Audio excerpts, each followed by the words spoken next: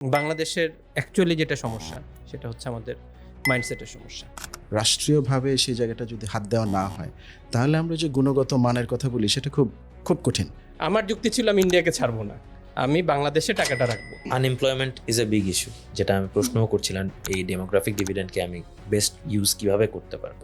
আমরা যে policy create করছি, আমরা নিজেরাও বিশ্বাস করি না যে পলিসি অ্যাচিভ করতে হবে। আমার এত এত শিক্ষা প্রতিষ্ঠান, এই শিক্ষা প্রতিষ্ঠানের শিক্ষার মান কে নিয়ন্ত্রণ করবে, কে দেখবে? আমাদের সরকারি সিস্টেমটা স্লথের মতোই চলে, এ ওকে পাস দিচ্ছে, এ ওর সাথে কথা বলতেছে। এটা আমার দায়িত্বের মধ্যে পড়ে গেছে, এমন কিছু করার নেই। আই ক্যান নট অ্যাভয়েড ইট। এই কাজটা আসলে বাংলাদেশের মানুষ জানে না, যেটা আসলে পিছন থেকে আমরা আসলে কতটা কাজ করি। রাস্তাঘাটে আমি আমার মেয়েকে নিয়ে, আমার ছেলেকে নিয়ে আমি যেন স্বাধীনভাবে হাঁটতে পারি, সেই নেতৃত্বের গুণাবলী আমি আপনার মধ্যে দেখতে চাই। সবাইকে আমন্ত্রণ জানাচ্ছি কাউন্টার ন্যারেটিভের 25তম পর্বে। দেখতে দেখতে 25তম পর্বে আমরা চলে এসেছি। আমাদের আজকের পর্বে আমাদের সঙ্গে দুজন অতিথি এসেছেন। আমি একজন একজন করে পরিচয় করিয়ে দিচ্ছি। আমার বাম পাশে বসা আছেন ডক্টর বুলবুল সিদ্দিকী। তিনি নর্থ সাউথ বিশ্ববিদ্যালয়ের একজন প্রফেসর। তিনি পলিটিক্যাল সায়েন্স এবং সোশিওলজি ডিপার্টমেন্টে আছেন। একই সঙ্গে তিনি কনফুসিয়াস ইনস্টিটিউটের ডিরেক্টর হিসেবে নর্থ সাউথ ইউনিভার্সিটিতে কর্মরত আছেন। আমার ডান পাশে আছেন জনাব সোবাইল বিন আলম। তার অনেকগুলো পরিচয়ের মধ্যে তিনি একটা পরিচয় দিতে পছন্দ করেন, তিনি ইঞ্জিনিয়ার থেকে ইকোনমিস্ট হয়ে গেছেন। এছাড়া তার কয়েকটি পরিচয়: founding member centre for peace, tech policy and diplomacy, founding member Bangladesh research analysis and information network. এছাড়াও তিনি র্যাঙ্কেনে কর্মরত আছেন। অনেকগুলো পরিচয় অনেকে দিলাম। কেমন আছেন আপনারা? জি ভালো, আপনি কেমন আছেন? একটু দেখে দেখে পরিচয় দিয়েছি, আমি আছি ভালো, আমাকে ক্ষমা করবেন এই জন্য। আসলে আমাদের এই শো আজকে 25তম পর্ব। আমরা গত বছরের জানুয়ারি মাসে শুরু করেছিলাম, আজকে প্রায় এক বছরের কাছাকাছি হয়ে গেছে।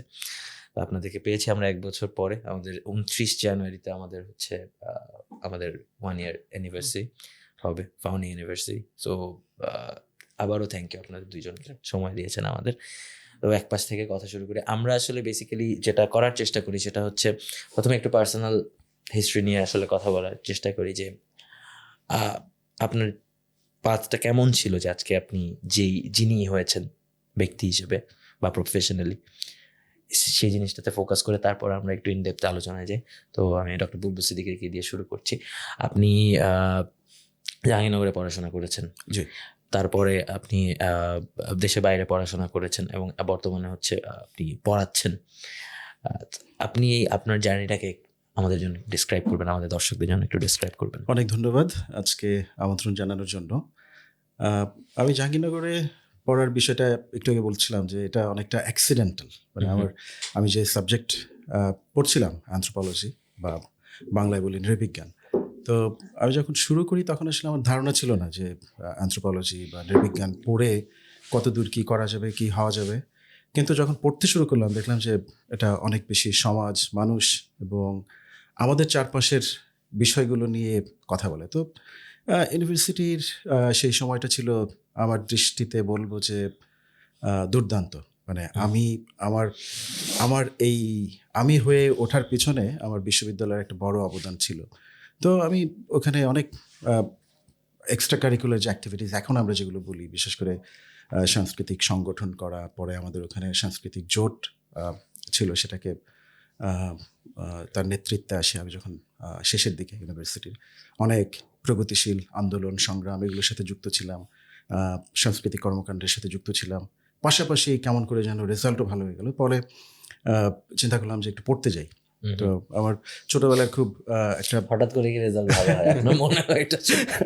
এটা টিচাররা বলে না, আমি আমার অ্যাপ্রোচ ছিল যে পুরো সময়টাকে এনজয় করতে হবে এবং পুরো বিশ্ববিদ্যালয় জীবনটাকে ঘেটে নেড়ে চেড়ে দেখতে হবে। তো সেটা আমার করা হয়েছে। পরে ভাবলাম যে তাহলে একটু বাইরে পড়তে যাওয়া, এবং আমার একটা চিন্তা ছিল ছোটবেলা থেকে যে আমি বিলেত যাব, যুক্তরাজ্যে যাব। এটা ছোটবেলা থাকে হয়তো বা কোনো একটা কারণে আমার মাথায় ঢুকে গিয়েছিল। পরে নটিংহ্যামে যাই আমি ওখানে সোশিওলজি পড়ি। আবার সেটা আরেকটা মজা হচ্ছে, এখানে তখন আমাদের সময় সাইবার ক্যাফে ছিল।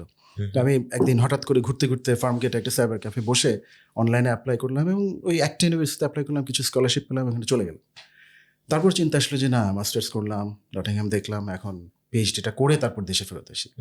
তারপর চলে গেলাম কার্ডিফ ইউনিভার্সিটি। তো সেখানে যে একদম পিএইচডি শুরু করি। পিএইচডির বিষয়টা ছিল অ্যানথ্রোপোলজিক্যাল একটা সাবজেক্ট মেথডসকে নিয়ে কাজ করা। সেখানে আমার কাজের বিষয় ছিল তাবলিগ জামাত যে আন্দোলন, যে তাদের কাজ, সেটা যুক্তরাজ্য এবং বাংলাদেশের একটা কম্পারেটিভ আলোচনা নিয়ে আসা, যে কেন মানুষজন যায়।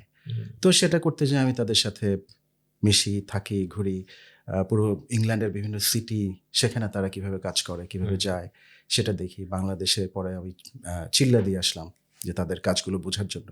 এরকম করতে করতে 4-5 বছর চলে যায়। পিএইচডি শেষ হয়ে যাওয়ার পরে তখন একটা পর্যায়ে আমি ভাবলাম যে না, দেশে ফেরত আসতে হবে, দেশে আসলাম। তারপর রিসার্চের কাজ করলাম এবং 2015 সালে আমি নর্থ সাউথ বিশ্ববিদ্যালয়ে যোগ দিই শিক্ষক হিসেবে। তারপর থেকে এখানেই আছি। এই খুব সংক্ষেপে বলতে গেলে আমার ক্যারিয়ার পাথ এবং কিভাবে আসলাম আমি। সোহেল ভাই, সেম প্রশ্ন। আমারটা হচ্ছে ঠিক আসলে উল্টা। হ্যাঁ, কারণ আমি আসলে ভাইয়া যেমন চিন্তা করে যে হাসতে ঘুরতে ফেলতে উনি রেজাল্ট ভালো করে ফেলছেন, আমি আসলে রেজাল্ট ভালো করিনি।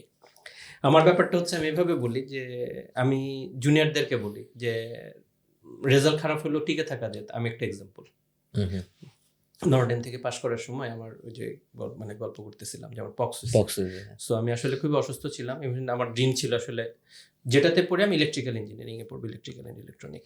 তো বইটা আমি পরীক্ষা দেওয়ার সময় খুব মানে ড্রাস্টিক্যালি খুব সিক হয়ে পড়ি। সো আমার ওইখানে হয়নি, এটা আমার ড্রিম ছিল। তো আল্লাহর রহমত হচ্ছে আমার একটা খুব ভালো লাগে, আমি ভর্তি পরীক্ষা যেখানে দিই আমার সেখানে হয়ে যায়। তো ওই মেরিন হলো, তখন বিআইটি ছিল, বিআইটিগুলো হলো খুলনার, ঢাকা ভার্সিটি হলো। তো আমার ঢাকার বাইরে যাওয়ার মোটো ইচ্ছা নাই। বাবার ছেলে ইঞ্জিনিয়ার হবে সেই ইয়ের মতন, যেটা ওই 3 ইয়ার্সের মতন আমাকেও ঘাট ধরে পাঠাই দিল। তো ঢাকা ভার্সিটিতে আমি খুব প্রথম দিকে ছিলাম, বাট কিন্তু দুর্ভাগ্য যে ইঞ্জিনিয়ার হবে ড্রিম। তো আমি খুলনায় গেলাম, খুলনায় যে আমি দেখলাম এটা আমার খুবই অপছন্দ হচ্ছে। কই আসলাম ভাই, কই ছিলাম। সো ভাইয়া নর্ডেমের, সো নর্ডেম থেকে ওইখানে যে আসলে মানে আমি সাইকোলজিক্যালি চরম ডিমোটিভেট হয়ে যাই। সো এজ এ রেজাল্ট যা হয়, একটা ছোট্ট এক্সাম্পল দেই যে আমার আব্বা একবার হচ্ছে হলে গেছে, আমি কখনো আমার হলে রুমে নিতে যেতাম না। হ্যাঁ, খুলনায় হলে গেছে, আমি রুমে নিতাম না, গেস্ট রুমে রাখছি। তো আমি হঠাৎ করে একটু বাইরে গেছি, ওই গেস্ট রুমে কি একটা মিটিং হবে শুনে আব্বাকে হচ্ছে আমার রুমে পাঠিয়ে দিছে। আব্বার রুমে যে এই দিক থেকে 12টা গল্পের বই বের করছে। তারপর তুমি পড়ালেখা করতে সেটা পড়ো বইলে বেরোয় চলে আসছে রাগ করে। এটা ছিল আমার কোয়েট লাইফ। এনিওয়েজ, সো এখান থেকে আসলাম। আসার পর যেখানে আমি সবসময় বলি যে বাংলাদেশে আসলে ইঞ্জিনিয়ারদের কোনো কাজ নেই। So engineering basically থ্যাঙ্কসলেস job. কারণ আমি যদি এখানে করি, আমি যেটা করি ইঞ্জিনিয়ারিং বলতে মনে হয় মেনটেন্যান্স কাজ, এবং মেনটেন্যান্সে হচ্ছে আপনি 100টা ভালো কাজ করেন, একটা যদি ভুল হয় আপনি গালি খাবেন। তো আমার মনে হলো যে এটাই যদি হয়, দ্যাট মিনস দ্যাট আমি ফোকাস অন মোর বিজনেস। কারণ ইন দ্য লং রান আসলে কে টাকা আনে সেটাই বড় ব্যাপার। তো সেই সেন্সটা আসলে হচ্ছে তখন আমার নিলাম, এবং এর মধ্যে আমি হচ্ছে একটা সারপ্রাইজিংলি দেখছিলাম, মানে আমি আসলে মানুষ যেটা বলে, আমার আসলে হচ্ছে একাডেমিক পড়াশোনার থেকে আসলে আমি বাইরের পড়াশোনার দিকে বেশি ফোকাস, মানে আমি আসলে যা পাইতাম তাই পড়তাম টাইপের। ইভেন ওই পেপার কাটিং করে থাকলেও সেটাও পড়তাম। তো ফোর্বসের একটা রিপোর্ট ছিল যে মানে ওয়ার্ল্ডের হচ্ছে প্রায় 33% হচ্ছে যারা সিও, গ্লোবাল সিও, দের ইঞ্জিনিয়ার্স অ্যান্ড এমবিএ। আমি ফার্স্ট ধাক্কাতে আসলে এমবিএতে ভর্তি হয়ে গেলাম, যেমন ভর্তি পরীক্ষা হয়ে যায়। সো একদিনে পড়াতে ভর্তি পরীক্ষা হয়ে গেলাম। তো এমবিএটাতে এসে আমি ইঞ্জিনিয়ারিং এ যে আসলে কনফিডেন্সটা হারাইছিলাম, আমি সেই কনফিডেন্সটা ফেরত পাই। এবং সারপ্রাইজ, এমবিএ হচ্ছে ঢাকা বিশ্ববিদ্যালয়ে করি। সো ওই ঢাকা বিশ্ববিদ্যালয়ে আর অনার্সে পড়া হয় না, বাট মাস্টার্সে চলে আসছে। ঢাকা ভার্সিটি আমার জন্য খুব লাগে। ঢাকা ভার্সিটিতে আমি পরে হচ্ছে আবার আইবিএ তে ডিবিএ তে ভর্তি হয়েছিলাম। সো মানে আমি ঢাকা ভার্সিটিতে পরীক্ষা দিলে ঢাকা ভার্সিটি আমাকে নিয়ে নেয়। কানেকশনটা বের করতে এখন তারা মানে সো যাই হোক, তো পরে ওইখান থেকে আমি পড়লাম, মানে পড়া শুরু করলাম। দ্যাট টাইম হচ্ছে আমরা আরেকটা কাজ করলাম, যে যেহেতু আমি তখন আমার ট্র্যাক চেঞ্জ করে বিজনেস ডেভেলপমেন্টে চলে আসি। প্রথম জব ছিল আসলে কোর ইঞ্জিনিয়ারিং, আমি তখন বললাম যে আমি বিজনেস আসবো। অ্যান্ড আমার ছিল ফিনান্স অ্যান্ড অ্যাকাউন্টিং, মানে যে সাবজেক্ট ছিল। এবং আমার এটা আসলে হচ্ছে আমার ক্যারিয়ারটা আসলে ঘুরে দেয়। কারণ আসলে আমি যখন টাকার ক্যালকুলেশন নিজে করতে পারবো, আমার আসলে কারোর উপর আটকে থাকতে হবে না। সো এটা একটা চেঞ্জ করে। এটার সাথে আমি তখন হচ্ছে কনসালটেন্সি করতাম। আমি হচ্ছে আপনারা এই যে গুগলে সার্চ করলে বাংলায় লিখলে খুব সুন্দরভাবে এখন লেখাগুলো দেখেন না, এটা 2008-9 কিছু ছিল না। 8-9 ছিল না। এটার জন্য 8-9 না, 8-9 পরেও অনেক সময়, হ্যাঁ, অনেক সময় তো ছিল। আমরা বেশ ছোট এটা ছিলাম। ঠিক হয়েছে 15-16 দিকে। হ্যাঁ, কারণ আমার যতটুকু মনে পড়ে 8-9 আই ডিডন্ট হ্যাঁ, লাইক এইখানে ইন্টারনেট ইউজিং সো এই জায়গাটাতে তখন আমাদেরকে হচ্ছে একটা ফ্রিল্যান্স কনসালটেন্সি আমাদের এক বন্ধু বের করে যে আমরা করতে পারি। ওটা আমরা পরীক্ষা দিয়ে নেই, তারপর হচ্ছে আমরা আউটসোর্স মানে বাসায় বসে কাজ করতাম। সো খুব বেশি কিছু না সেই সময়ের হিসেবে, আমাদের পার ঘন্টা হিসেবে মনে হয় $8 $9 মতন দিত। তো ওই কাজটা করতাম চাকরির সাথে, এবং ওইটাতে হচ্ছে আমি কাজ করে কিছুদিনের পরে হচ্ছে মানে ওইখানে প্রথমে থাকে ইভালুয়েটর, দেন হচ্ছে মডারেটর, আর দ্যাট সাথে হচ্ছে তখন আমি ওই যে তখন গেটকোতে আসলাম, গেটকো থেকে দেন রহিম আফরোজে আসলাম রিনিউয়েবল এনার্জি সেক্টরে। সো এখানে ওই যাই হোক, প্রথমে ইয়েটা বলি, ওইটাতে যেটা ছিল, আমরা এই কাজটা আসলে বাংলাদেশে মানুষ জানে না, যেটা আসলে পিছন থেকে আমরা আসলে কতটা কাজ করি। আমরা পুরা বাংলা সেক্টরে তখন এই গুগলের এই কন্ট্রোলিংটা ছিল ইন্ডিয়ার। সো আমি ফার্স্ট হচ্ছে এখানে মডারেটর হই, যেটা বাংলাদেশের প্রথম মডারেটর ছিলাম আমি। আর আমি তারপর হচ্ছে কাজ ছাড়তে পারতাম না, যে আমি ছাড়লে এটা ইন্ডিয়াতে চলে যাবে। আমার যুক্তি ছিল আমি ইন্ডিয়াকে ছাড়বো না, আমি বাংলাদেশে টাকাটা রাখবো। তো এটাতে প্রায় 2023 পর্যন্ত কাজ করি, এবং আপনারা এই যে দেখতেছেন মানে বাংলা এখন যথেষ্ট ভালো। সো এটার পিছনে আমরা বেশ কয়েকজন এখানে আমরা মানে সব সাইলেন্ট কাজ আছে, এভাবেই আসা। আসলে আপনি একটা কথা বলছিলেন, অন্য লাইন অফ কমিউনিকেশনে কনভারসেশনে যাওয়ার আগে আমি একটা বিষয় আপনার কাছে জানতে চাই। আপনি এই কথাটা বারবার একাধিক জায়গায় আপনি আপনার সোশ্যাল মিডিয়াতেও বলেছেন যে কিছুটা একই কথা একটু আগেও বললেন যে ইঞ্জিনিয়ার্স আর আন্ডার ইউজড বাংলাদেশে, এই কথা আপনি এর আগে বহুবার বলেছেন। আপনি কি এটাকে একটু ছোট করে এক্সপ্লেইন করবেন? কারণ এইটার একটা রিলেভেন্ট প্রশ্ন আপনার কাছে নিয়ে আসছি। আপনাকে আমি ছোট করে বলি। জি, আমরা যে কাজগুলো করি এভরিথিং ইজ হচ্ছে ইঞ্জিনিয়ারিং। আপনাকে মানে হ্যাঁ, সেটা তো আমরা যাই করি এর ভিতরে ইঞ্জিনিয়ারিং জিনিস রিলেটেড। আপনি আপনাকে ধরি যেটা যে ওয়াটার ম্যানেজমেন্টের হচ্ছে ওয়াটার সার্কুলেশন হচ্ছে, এটা হচ্ছে আপনার পানিতে মানে কিভাবে হচ্ছে ব্যাংকে ধাক্কা খাচ্ছে, বাঁধের কতটা যাবে, আমার কি যাচ্ছে, এভরিথিং ইজ অ্যাকচুয়ালি ক্যালকুলেটেড, এবং এটা ইঞ্জিনিয়ারদের হয়। কিন্তু যখন হচ্ছে আমরা ওয়াটার নিয়ে যখন আমরা কাজ করতে যাই হচ্ছে আমরা যাই হচ্ছে হ্যাঁ পানি সম্পদ যে গবেষকরা যায়, দে আর অ্যাকচুয়ালি থিওরিস্ট, তারা হচ্ছে ইঞ্জিনিয়ারিং থিঙ্ক করতে পারে না। অ্যান্ড হচ্ছে যখন নেগোসিয়েশনে যাওয়া হয় অ্যাকচুয়ালি তারা বিভিন্ন থিওরি এইসব নিয়ে হচ্ছে কথা বলে। আমি পার্সোনালি বলি যে আমি আপনাকে একটু আগে বললেন যে আমি ইকোনমিস্ট হয়ে গেছি।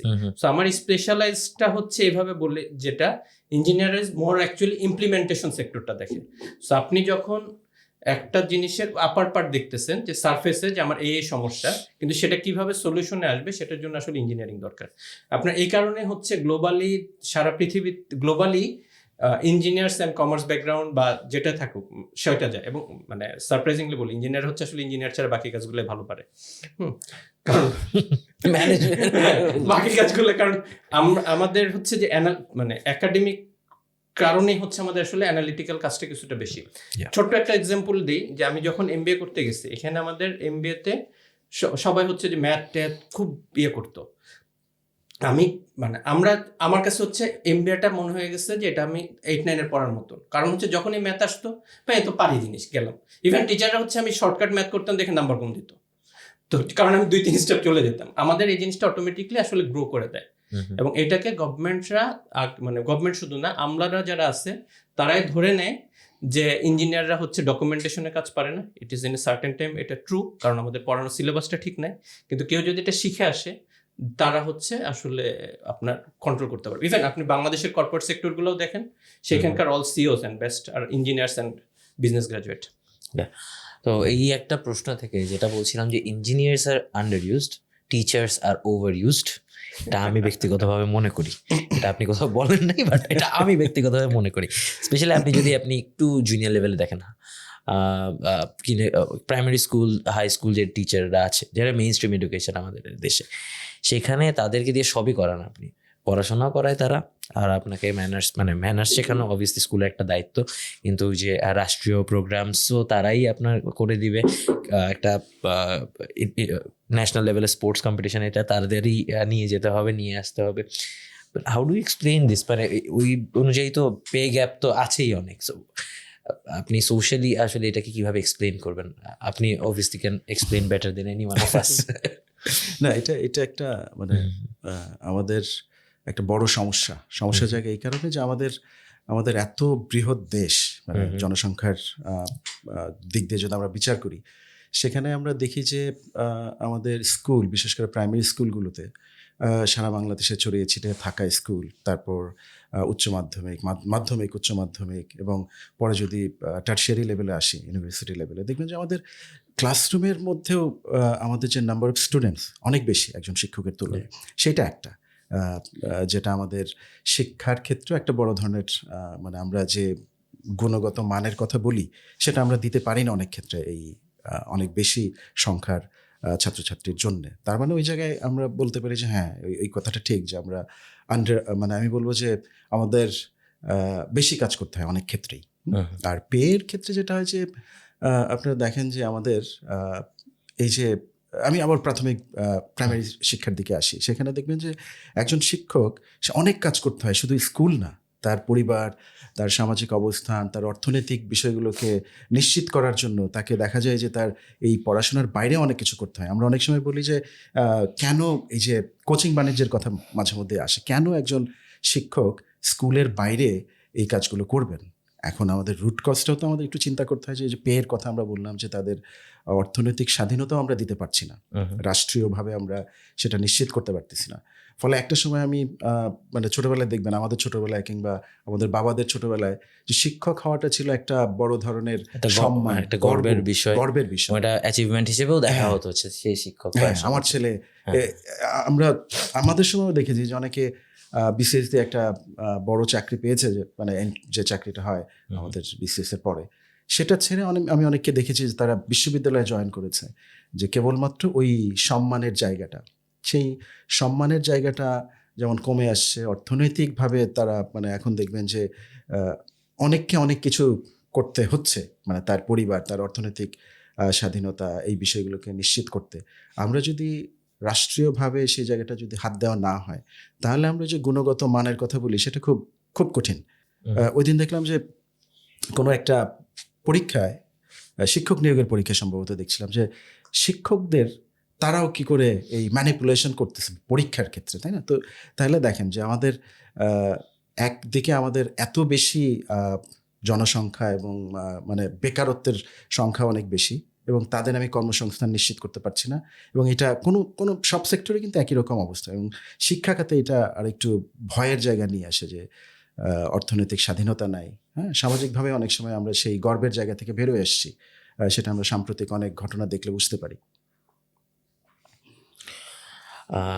আপনি একজন শিক্ষক হিসেবে আপনার প্রতিনিয়ত খুবই রেগুলার বেসিসে আপনার ইয়াংদের সঙ্গে একটা কি বলবো, একটা যোগাযোগের মধ্যে থাকতে হয়।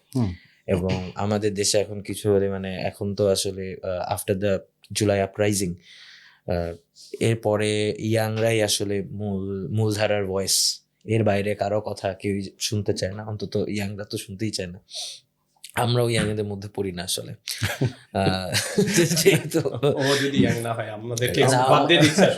আমাদেরকে ইয়াং মনে করে না আসলে যারা, অনেকেই, যাই হোক, তো হোয়াট এভার, যেটা মূল জায়গা সেটা হচ্ছে যে আমার মনে হয় আমাদের তিনজনের মধ্যে আপনার তো একভাবে করে ইয়াংদের সাথে কমিউনিকেশন হয় কাজের জন্য, আমার হয়তো একভাবে হয়, ভাইয়া হয়তো প্রফেশনাল লেভেল আরেকভাবে হয়, বাট আপনার দেখার দৃষ্টিকোণটা দুইটা হবে, বিকজ বিং এ টিচার আপনি এমনভাবে অবজার্ভ করতে পারেন যে সেটিংটাতে আমরা কখনো বসি। So how do you explain this youth empowerment যেটা হচ্ছে, আবার এটাকে মিসইউজ করারও বিভিন্ন দেখতে পাচ্ছি। আবার আমি আরেকটা জিনিস মনে করি, প্রশ্নটা একটু ইলংগেটেড হয়ে যাচ্ছে, বাট দেন এগেইন আরেকটা জিনিস মনে করি যে আপনার minimum level of professional expertise বা এক্সপিরিয়েন্স না থাকলে আপনি এটা গভর্নেন্স বলেন, গভর্নেন্স আপনি যেতে পারবেন না। স্টেট গভর্নেন্সের কথা যদি আমি বলি, so can you please explain this? মানে আমার মাথায় এটা কেন আসছে যে আমি একটা আপরাইজিংয়ের part, that's why I get the licence to run a country, like চেয়ারে বসে run the country, not run the country. একটা বিষয় হচ্ছে যে আমরা যদি বিগত সময়ের কথা চিন্তা করি, হ্যাঁ, যে সময়টা ছিল, একটা সময় ছিল আমরা হয়তো অনেক কথা বলতে পারতাম না। হুম। এখন একটা বিষয় দেখবেন যে আপনার তরুণদের কথা কিংবা ইয়ুথদের কথা কেন এত বারবার বলি, যেটা হলো যে আমাদের বিগত মানে আমি বাংলাদেশের শুরু থেকে ৭১ থেকে শুরু করে মুক্তিযুদ্ধ থেকে শুরু করে যদি আমরা আমাদের সব ধরনের গণ আন্দোলন দেখি, মুক্তিযুদ্ধ একরকম, এবং সবগুলো আন্দোলনে দেখবেন যে ওই সময়ের যে ইয়ুথ তাদের একটা বড় ভূমিকা ছিল। এটা আমরা খুব জেনারেলাইজ করতে পারি। এখন ইয়ুথের ডেফিনেশন একরকম, আমরা কত বয়স ধরবো সেটা একটা আলোচনার বিষয়, কিন্তু ইন জেনারেল আমরা যদি ধরি ইয়ুথদের একটা বড় কন্ট্রিবিউশন আছে আজকে যে বাংলাদেশ, মানে সেটা আমি রেভলিউশন বলি, সেটা আমরা গণ অভ্যুত্থান বলি, বিভিন্ন সময় সেটার একটা গ্রহণযোগ্যতা আছে। এবং তরুণ আমরা কবিতা সাহিত্যেও দেখি, তাই না, যে এখন এখন একটা কবিতা আছে, হ্যাঁ, শ্রেষ্ঠ সময়, হ্যাঁ, এখন যৌবন যার যুদ্ধে যাবার শ্রেষ্ঠ সময়, তার, তাই না?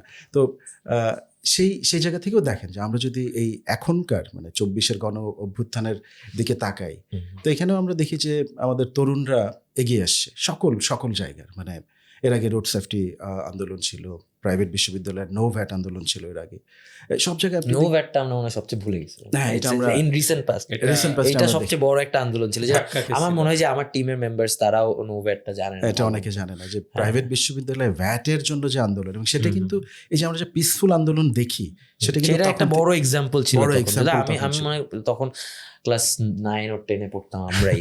সো হ্যাঁ, তারপর রোড সেফটি আসলো, সেখানেও আমরা দেখলাম। এবং এটার গণ অভ্যুত্থান, আমাদের ২৪-এর জুলাই গণ অভ্যুত্থানে আমরা দেখলাম যে তরুণরা কি করে এগিয়ে আসলো। এখন এই যে একটা গ্যাপ, আমার যেটা মনে হয় যে লিডারশিপের একটা গ্যাপ তৈরি হয়েছিল একটা সময়, যে আমরা যারা বড়, আমরা যারা বয়সে বড়, মনে প্রাণে হয়তো তরুণ কিন্তু বয়সে বড়, তাদের ভূমিকাটা ভিজিবল ছিল না। যে একটা ব্যবস্থাকে, অথরিটেরিয়ান একটা ব্যবস্থাকে ভেঙে চুরে নতুন একটা ব্যবস্থা নিয়ে আসা, হ্যাঁ, সেটা তরুণদের হাত দিয়ে হয়ে গেল। হ্যাঁ, তো সেই জায়গা থেকে তরুণদের একটা কন্ট্রিবিউশন সেটাতে অস্বীকার করার কোনো উপায় নাই। কিন্তু আপনার যে প্রশ্ন, যে এখন যে প্রশ্নটা আসছে যে আমরা গণ আন্দোলন, গণ অভ্যুত্থান করলেই কি আমি একটা বড় জায়গার দায়িত্বটা এটা আমার ঘাড়ে এককভাবে চলে আসে কিনা, বা অটোমেটিকলি চলে আসে কিনা, কিংবা এটা আমার রাইটস কিনা, সেই জায়গাটা একটা চিন্তার বিষয়। যেটা কিন্তু একটা সময় আমরা দেখলাম যে বাংলাদেশের বড় অংশের মানুষের মধ্যেই ছিল, না, তরুণ নেতৃত্ব আমরা চাই, সেটা আমরা সবসময় চাই। সেই নেতৃত্বটা কিভাবে তৈরি হবে? সেই নেতৃত্ব কি ক্ষমতার চেয়ারে বসে আমি নেতৃত্ব তৈরি করব, না এই প্রক্রিয়ার মধ্য দিয়ে যে একজন নেতা হবে? আমি কিছুদিন আগে লিখতেছিলাম, একটা প্রথম আলোতেই লিখছিলাম যে মানে আমাদের নেতা হওয়ার যে গুণাবলী, সেগুলো কি হয়, ক্যারিসমেটিক লিডার কোন সময় তৈরি হয়। আপনি হিস্টোরিক্যালি দেখলে আমরা বুঝি যে এই সংকটকালীন সময়টা আমাদের এই নেতা তৈরি করে, যেটা আমরা ৭৫ পরবর্তী জিয়াউর রহমানকে দেখে আমরা বুঝতে পারি। এবং ২৪-এর পরে আমরা এই তরুণদের মধ্যে সেই আমার প্রত্যাশা ছিল যে হয়তো এখান থেকে কিছু তরুণ নেতা বেরিয়ে আসবে।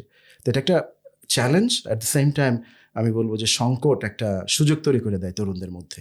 এখন হয়তো আমরা প্রত্যাশিত যে তরুণ নেতৃত্ব জাতীয়ভাবে, সেটা হয়তো এখনও আমরা দেখছি না, কিন্তু আমি এখনও হয়তো আশাবাদী যে ভবিষ্যতে এর মধ্য দিয়ে হয়তো তরুণ নেতা তৈরি হবে, কোনো প্রক্রিয়ার মধ্য দিয়ে। তো এটার এখন একটা সময় গেলে আমরা ইভ্যালুয়েট করতে পারি। ওই সময় ২৪-এর জুলাই গণ অভ্যুত্থানের সময় হয়তো আমাদের মাথায় ছিল না যে কোন তরুণ কোন নেতৃত্বের জায়গায় যাবে, কিংবা রাষ্ট্রীয় পর্যায়ে কার কি ভূমিকা আসবে।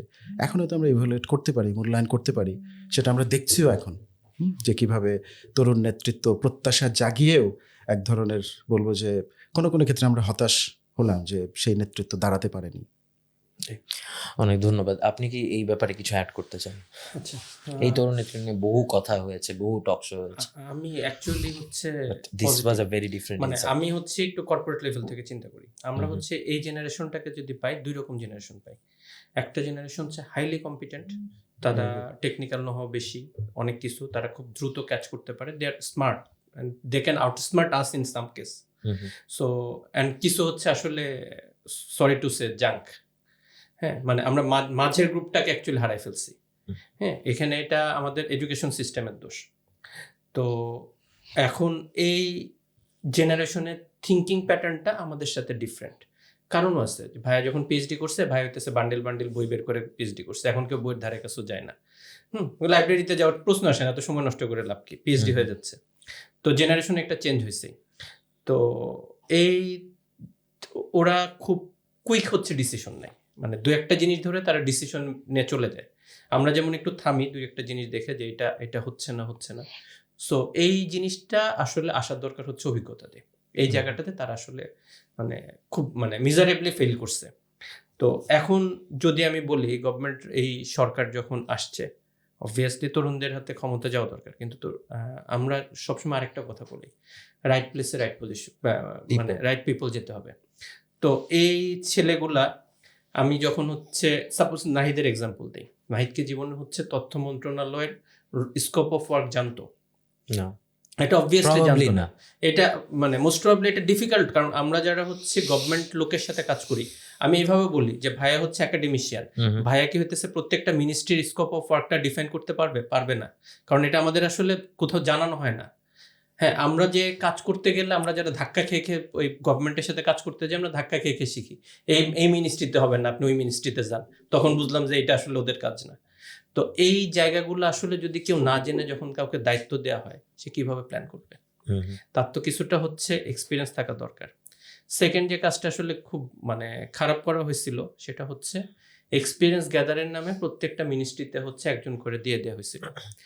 এটা এক্সপিরিয়েন্স এখন এটা হতে পারে তাকে ইন্টার্নশিপ দেওয়া উচিত, যাতে সে ফিউচার লিডারশিপ গ্রো করতে পারে, এবং অবশ্যই তার ওই সেম একাডেমিক ব্যাকগ্রাউন্ডের হতে হবে, কিন্তু সেটা মানা হয় নাই। এবং মানে আমরা যে মেরিটোক্রেসির বাংলাদেশ বলতেছি, আসলে এই মেরিটোক্রেসির বাংলাদেশটা এখানেই আসলে ফেল করছে। এবং এই মেরিটোক্রেসির বাংলাদেশটা আমরা যদি ওদেরকে এখনই সুযোগ দিতাম, আসলে কিছু ভালো ছেলে কাজ করছে অবভিয়াসলি। যেমন আমি কয়েকজনের নামে বলতে পারি, সুস্মিতার মতন একটা ভালো ছেলে আসছে, সে তার সাবজেক্টে ক্যাপাবল। সো এরকম ক্যাপাবল ছেলেগুলোকে যদি আমরা নিয়ে আসতে পারতাম, তাহলে কিন্তু আসলে এতটা সমস্যা হতো না। কিন্তু আমরা যারা হচ্ছে গভর্নমেন্ট অপারেশনই জানে না, তাদেরকে হচ্ছে আমরা বসাইছি। এবং এটার একটা বাজে কাজ হয়েছে যখন হচ্ছে মন্ত্রণালয়গুলোতে শিক্ষার্থী প্রতিনিধি, শিক্ষার্থী প্রতিনিধি যে বললাম যে থার্ড ইয়ারের একটা ছেলেকে দায়িত্ব দিচ্ছে, সে করবে ইন্টার্নশিপ, সে তো হচ্ছে মনিটরিং করতে পারে না। কারণ মনিটরিং করতে গেলে হচ্ছে সে জানে না, সে তো ফেসবুক থেকে হচ্ছে ডিসিশন মেক করবে। তো এটা ছিল একটা। অ্যান্ড সেকেন্ড যেটা হচ্ছে ছিল যে প্রবলেম যেটা, যে আমরা অ্যাভেঞ্জারের একটা ডায়লগ খুব বেশি, আর great power comes with the great responsibilities. ওরা রেসপন্সিবিলিটিটা বুঝতে পারে না। একটা কান্ট্রির যখন রেসপন্সিবিলিটিটা আসে, আমি আমার জবের কথাই বলি, আমার জবে যখন হইতেছে আমার একটা টার্গেট থাকে, সামটাইমস আমি ঘুমাইতে পারি না ভাই, আমার টার্গেটটা অ্যাচিভ করতে হবে। তো ওদের কাছে পুরো রাষ্ট্রের দায়িত্ব, এটা আরো বড় দায়িত্ব বোঝা। সো সেই জিনিসটা তারা আসলে কেউ বুঝতে পারে নাই। এবং এটার জন্য আসলে কি একটা বাজে এক্সাম্পল হয়ে থাকলো, যে আমরা ফিউচারের ইয়ং লিডারদের কাছে ট্রাস্ট করতে পারবো না। কিন্তু আমরা যে 10 জন বা 5 জনকে দেখতেছি, তারাই তো আসলে আলটিমেটলি ইউথদের রিপ্রেজেন্ট করতেছে না। এই ইউথদের এই রিপ্রেজেন্টেশনটা হিউজ। ভাইয়া হচ্ছে আমার থেকে বেশি রেফারেন্স করে, আমি কিছু ছেলে কাজ করাই, তাদের সাথে কমিউনিকেশন আমরা অন্যদের সাথে যেটা করি সেটা different, but they are extraordinary fine, মানে ওয়েল এনাফ। সো তাদেরকে যদি আমি কাজ করাতে পারি, তাদেরকে আমি যদি ইউটিলাইজ করে, বাংলাদেশ চেঞ্জ হতে বাধ্য। আমরা সেটা করতে পারি না। এটা হচ্ছে মানে আমাদের পুরো সিস্টেম মেকানিজমের ব্যর্থতা। আমি আসলে দুঃখিত, এটা নিয়ে বলার কিছু নাই। তো আমরা এখনো ওই যে ডেমোগ্রাফিক ডিভিডেন্টের আমাদের এখনো কিছু সময় বাকি আছে, এবং আমরা আসলে একটা নির্বাচনেও দ্বার প্রান্তে আছি। যদি ধরে নেই হোপফুলি নির্বাচনটা ভালো মতন হলে যারাই ক্ষমতায় আসুক, দেশে ইনভেস্টমেন্ট ঢুকবে, স্ট্যাবিলিটি আসবে, ইত্যাদি ইত্যাদি। So how should we focus on the youth and মানে make the best use out of this demographic dividend? আমাদের তো খুব বেশি সময় এখন আর আসলে বাকি নেই, সেভাবে যদি আমি বলি। আমি এটা নিয়ে হচ্ছে বলি, আমি আইএলওর সাথে হচ্ছে একটা মিটিংয়ে ছিলাম। সো তাদের যখন তারা আইএলও এমএফ এভরিওয়ান ছিল, এখানে বিগ শট ছিল, তো তারা হচ্ছে প্রেজেন্টেশনে দেখাচ্ছিল আমাদের আনএমপ্লয়মেন্ট রেট 4.6%। আমি তখন হাসতে হাসতে বললাম, আমরা তো আমেরিকার থেকে ভালো, তাহলে তুমি এখানে আসো কেন? আইএলওর তো এখানে কোনো কাজ নাই যদি 4.6% আনএমপ্লয়মেন্ট রেট হয়। তো আমাদের যেটা সমস্যা, আমাদের প্রথম সমস্যা হচ্ছে আমরা অতিরিক্ত গ্র্যাজুয়েট ক্রিয়েট করতেছি। এত গ্র্যাজুয়েট আমাদের দেশে দরকার নেই। আপনি তো কালকে আবার বন্ধ করে ফেলতে পারবেন না ইনস্টিটিউট। হ্যাঁ, এটা হচ্ছে এখন আমার গ্র্যাজুয়েট গুলাকে, এটা খুব বাজে একটা কাজ করা হয়েছে আমাদের। মানে গণহারে A+ দিয়ে হিউজ একটা গ্র্যাজুয়েশনের লাইন নেওয়া হয়েছে, প্রাইভেট ভার্সিটিগুলোদের জন্য খুব ভালো হয়েছে, ভাইদের জন্য খুব ভালো হয়েছে, 2-3 শিফট করে ক্লাস করতে পারতেছে। তারপর জাতীয় ইউনিভার্সিটি থেকে যারা বের হচ্ছে তাদের মোর দেন 50% বেকার। তাহলে জাতীয় ইউনিভার্সিটিটাকে আমার সমস্যা আছে, সেটাকে আমরা আইডেন্টিফাই করিনি। তারপর হচ্ছে আমরা ডিপ্লোমাদের কথা বলি, যারা হচ্ছে যাদেরকে দরকার ছিল আমাদের একটা অ্যাক্টিং রোলে থাকার কথা, তাদের সিলেবাসটা আমরা এমনভাবে ক্রিয়েট করে রাখছি। ডিপ্লোমা বলতে আমি শুধু ইঞ্জিনিয়ার বলতেছি না, যে কোনো নার্সিং টার্সিং সবার কথা বলতেছি, এগ্রিকালচার। তাদের সিলেবাসটা এমনভাবে করে রাখা হচ্ছে, তারা ইংলিশে প্রচণ্ড উইক, তারা অপারেশনাল কাজও হচ্ছে ঠিক মতন বুঝে না, তাদের নাই। সো তাদের থেকেও আমরা ব্যবস্থা নিতে পারতেছি না। সো আলটিমেটলি আমাদের সিস্টেমের মধ্যে হচ্ছে ওই পাবলিক ভার্সিটি থেকে কিছু ভালো ছেলে বের হচ্ছে, প্রাইভেট কিছু ভার্সিটি থেকে কিছু ভার্সিটি, সব না, ভালো ছেলে বের হচ্ছে, অ্যান্ড হচ্ছে আপনার এই বাকিগুলা হচ্ছে আসলে আমরা ইউজ করতে পারতেছি না। আপনি আগে যেটা বললেন বেসিক্যালি মানে উইথ ডিউ রেসপেক্ট জাঙ্ক। হ্যাঁ, কারণ আপনার মানে আপনার তো এটাকে যেটা আমরা বলে জনশক্তি, তো জনশক্তি মানে সামটাইমস হচ্ছে আমি একটা মনে আছে, আমি একটা 3.87 পাওয়া একটা ছেলের ইন্টারভিউ নিতে বসছিলাম। লাস্টে আমার কোশ্চেন করতে হচ্ছে, আচ্ছা তুমি কি পারো বলো, আমি সেটার উপরে কোশ্চেন করি। 3.87 সিজিপিএ। এইটা অনেকেই মানে এই আপনি যে লাস্ট কথাটা বললেন, এটা আসলে অনেক অনেক এমপ্লয়াররাই বলে, স্পেশালি যারা বিগ বিজনেসেস, তারাই বলে যে কেন তারা বেশি টাকা দিবে না। যখন এই প্রশ্ন করা এই উত্তরই দেয়, বিকজ সিজিপিএ দিয়ে তো আমার আসলে টাকাটা বের করে না, টাকার আউটপুট আমাকে কতটুকু দিবা। এই কারণে হচ্ছে এখন যেটা মানে আমাদের অ্যাকচুয়ালি হচ্ছে চিন্তা করতে হবে যে আমার মানে কত আসলে আমার হচ্ছে বেকারত্বের হার। আমি আইলোকে পরে আনঅফিসিয়ালি জিজ্ঞেস করছিলাম, তখন তারা বলছে যে বেকারত্বের হার হচ্ছে প্রায় 3.5 কোটি রাফলি, মানে আনকোট, তার বেশি হতে পারে, কম হতে পারে। তো আমার এই জায়গাটাকে হচ্ছে অ্যাড্রেস করা খুবই দরকার, এবং এই জিনিসটাকে করার জন্য হচ্ছে আমাদের আসলে এখন পুরো সিস্টেমটাই, যেটা আমাদের সিস্টেমটা শুধু ওই শুরুর থেকে চেঞ্জ করে নিয়ে আসতে হবে, এবং এখন যে সিচুয়েশনটা আছে এটাকে অ্যাড্রেস করার জন্য আমার সেক্টর ওয়াইজ হচ্ছে ভাগ করতে হবে যে আমি কোন জায়গায় কিভাবে নিব। তো আমি ওই যে বললাম ইমপ্লিমেন্টেশন সেক্টরের, আমার হচ্ছে কোন কোন সেক্টর থেকে আসলে আমি মানি জেনারেটিং করতে পারি, সরি জব জেনারেটিং করতে পারি। সো আমাকে হচ্ছে সেই জায়গাগুলোতে ফিট করার ব্যবস্থা করতে হবে। এখন গভর্নমেন্টের জন্য সামনে আসলে হচ্ছে ম্যামথ টাস্ক। আপনি কি মনে করেন এই যে just unemployment is a big issue, যেটা আমি প্রশ্নও করছিলাম, এই ডেমোগ্রাফিক ডিভিডেন্ডকে আমি বেস্ট ইউজ কিভাবে করতে পারবো? অলসো এইটার জন্যই মানে এটা নিয়ে অনেকেই বলে থাকেন যে যে কোনো গভর্নমেন্ট যারাই আসুক না কেন, this is going to B huge task, এবং কেউ কেউ কৌতুক ছলে এটাও বলে থাকেন যে এই যে এদের কাজ নাই দেখেই যে এত কেওস। এটা একটা খুব প্র্যাকটিক্যাল বিষয়, কিন্তু এই প্র্যাকটিক্যাল বিষয়টাকে আপনি দেখেন যে আমাদের গণ অভ্যুত্থান পরবর্তী যে সরকার, এত কমিশন হলো আমাদের এখানে, তাই না? শিক্ষা নিয়ে কোনো কথা আমরা দেখি নাই খুব বেশি, বা ছিলই না, কোনো কমিশন ছিল না, তাই না? হয়নি।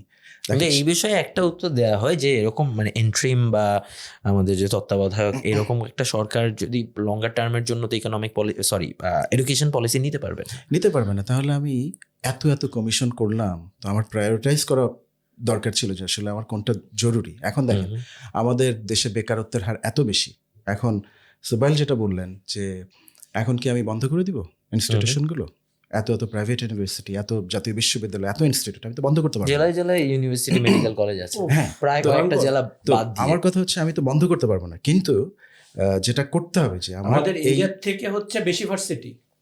সেটা জানতাম না, ইন্টারেস্টিং। হ্যাঁ, ইন্ডিয়ার থেকে বেশি। না, সেটা হয়তো সমস্যা না। আমার কাছে মূল সমস্যা হচ্ছে আমার এত শিক্ষা প্রতিষ্ঠান, এই শিক্ষা প্রতিষ্ঠানের শিক্ষার মান কে নিয়ন্ত্রণ করবে, কে দেখবে? এই যে আমাদের যে গভর্নিং যে একটা বডি আছে, আমি যদি উচ্চশিক্ষার কথা বলি তাহলে আমাদের একটা প্রতিষ্ঠান আছে যেটা ইউনিভার্সিটি গ্রান্ট কমিশন, এখন যেটা হায়ার এডুকেশন কমিশন হচ্ছে বোধহয়, তাই না? চেঞ্জ হচ্ছে না এটা। তো তাদের যে কাজ, আমাদের যে ভুরি প্রাইভেট ইউনিভার্সিটির তৈরি হচ্ছে, এবং আমাদের যে বিভিন্ন জায়গায় পাবলিক ইউনিভার্সিটিও তৈরি হচ্ছে, যেখানে এমন ইউনিভার্সিটি আছে যেখানে আমার যথাযথ শিক্ষক নাই, শিক্ষকের স্বল্পতা আছে, ইনফ্রাস্ট্রাকচার নাই। তো সেটা একটা সমস্যা, যে আমাদের এই ইনফ্রাস্ট্রাকচারের একটা জায়গায় আমাদের হাত দিতে হবে। দ্বিতীয় বিষয় যেটা হচ্ছে আমার কারিকুলামে আমি আজকে থেকে সবকিছু বদলে দিতে পারবো না, আমূল বদলানো সম্ভব না। আমাদের স্টেপ বাই স্টেপ কিছু অ্যাপ্রোচ হাতে নিতে হবে। একটা হচ্ছে যে আমার এই শিক্ষার্থীদের যে কর্মসংস্থান ভিত্তিক মানে প্র্যাকটিক্যাল ফিল্ডের সাথে একটা যোগাযোগ থাকতে হবে। হ্যাঁ, যে আমাদের গ্র্যাজুয়েটরা, আমরা দেখবেন যে আমি বিশ্ববিদ্যালয়ে পড়ছি, আমার পড়ালেখার সাথে আমার ইন্ডাস্ট্রির কোনো কোলাবোরেশন নেই, কোনো কানেকশন নেই, যে কারণে হয় 3.87 পাওয়া সত্ত্বেও একটা ছেলে বা একটা মেয়ে আসলে ইন্ডাস্ট্রিতে যে হাবুডুবু খায়, সে ইন্টারভিউতে ভালো করতে পারে না। তার মানে কি আমাদের ওই জায়গাটায় হাত দিতে হবে যে আমাদের দক্ষ জনশক্তি আমি কি করে তৈরি করতে পারবো। তারপরে যেটা আমাদের থেকে কাজ দিতে হবে। তারপরে যেটা করতে হবে যে আমি ভোকেশনাল কিছু কাজের জায়গা বৃদ্ধি করতে হবে। এটা আমরা অনেক সময় ভোকেশনাল বলতে আমরা বুঝি যে একটু কম যোগ্যতা সম্পন্ন ছাত্রছাত্রীদের জন্য ভোকেশনাল, সেটা না। আপনি যদি উন্নত বিশ্বে দেখেন, ইভেন আমি কনফুসিয়াস ইনস্টিটিউটে কাজ করি, চীনের সাথে আমার খুব ক্লোজলি কাজ করতে হয় বিভিন্ন ইউনিভার্সিটির সাথে। সেখানে আমি দেখেছি যে তাদের একটা ইউনিভার্সিটির স্টুডেন্টদের জন্য ভোকেশনাল ট্রেনিংয়ের ব্যবস্থা রাখছে তারা যারা গ্র্যাজুয়েটিং স্টুডেন্টস, তাদের ফাইনাল ইয়ারে যে তাদের যে প্র্যাকটিক্যাল নলেজ, সেটাকে কি করে এই ভোকেশনাল মানে ট্রেনিংয়ের মধ্য দিয়ে ইন্টিগ্রেট করা যায়, সেগুলো কিছু কিছু আমরা করতে পারি। যেটা আমরা ধরেই নেই যে ভোকেশনাল ট্রেনিংটা হচ্ছে যারা একটু এটা আসলে মানে সোশ্যাল মাইন্ডসেট এটা ইয়ে করতে হবে।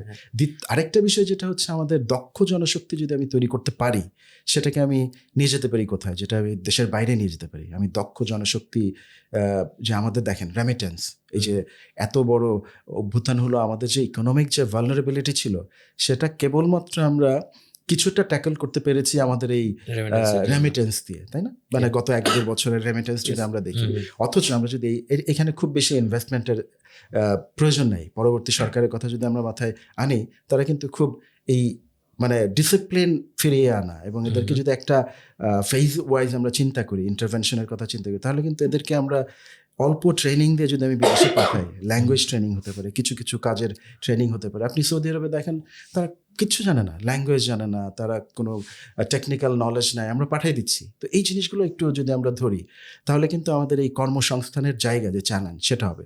কিছু কিছু জায়গা আছে আনট্যাপড আমাদের ইকোনমিতে, সেগুলোকেও যদি পরবর্তী সরকার যদি হাতে নেয়, চিন্তা করে যে না, আমি কম ইনভেস্টমেন্ট কিন্তু বেশি জনশক্তি কীভাবে তৈরি করতে পারবো, সেই কাজের কর্মক্ষেত্র সৃষ্টি করতে হবে, তৈরি করতে হবে। আমি যদি এটা চ্যালেঞ্জ, আই নো এটা চ্যালেঞ্জ বলে আমি এটাকে ছেড়ে দিতে পারবো না, তাই না? তা না হলে সরকারের কাজ কি, তাই না? সরকার সেইগুলোকে ফ্যাসিলিটেট করবে। তো এই জায়গায় আমার যেটা মনে হয় যে শিক্ষা খাতের একটা এই যে একটা লম্বা সময়, যেটাকে আমি বলি যে পলিসি যখন আমি করব, তখন একটা গবেষণা ভিত্তিক পলিসি যদি আমি না করি, তাহলে সমস্যা।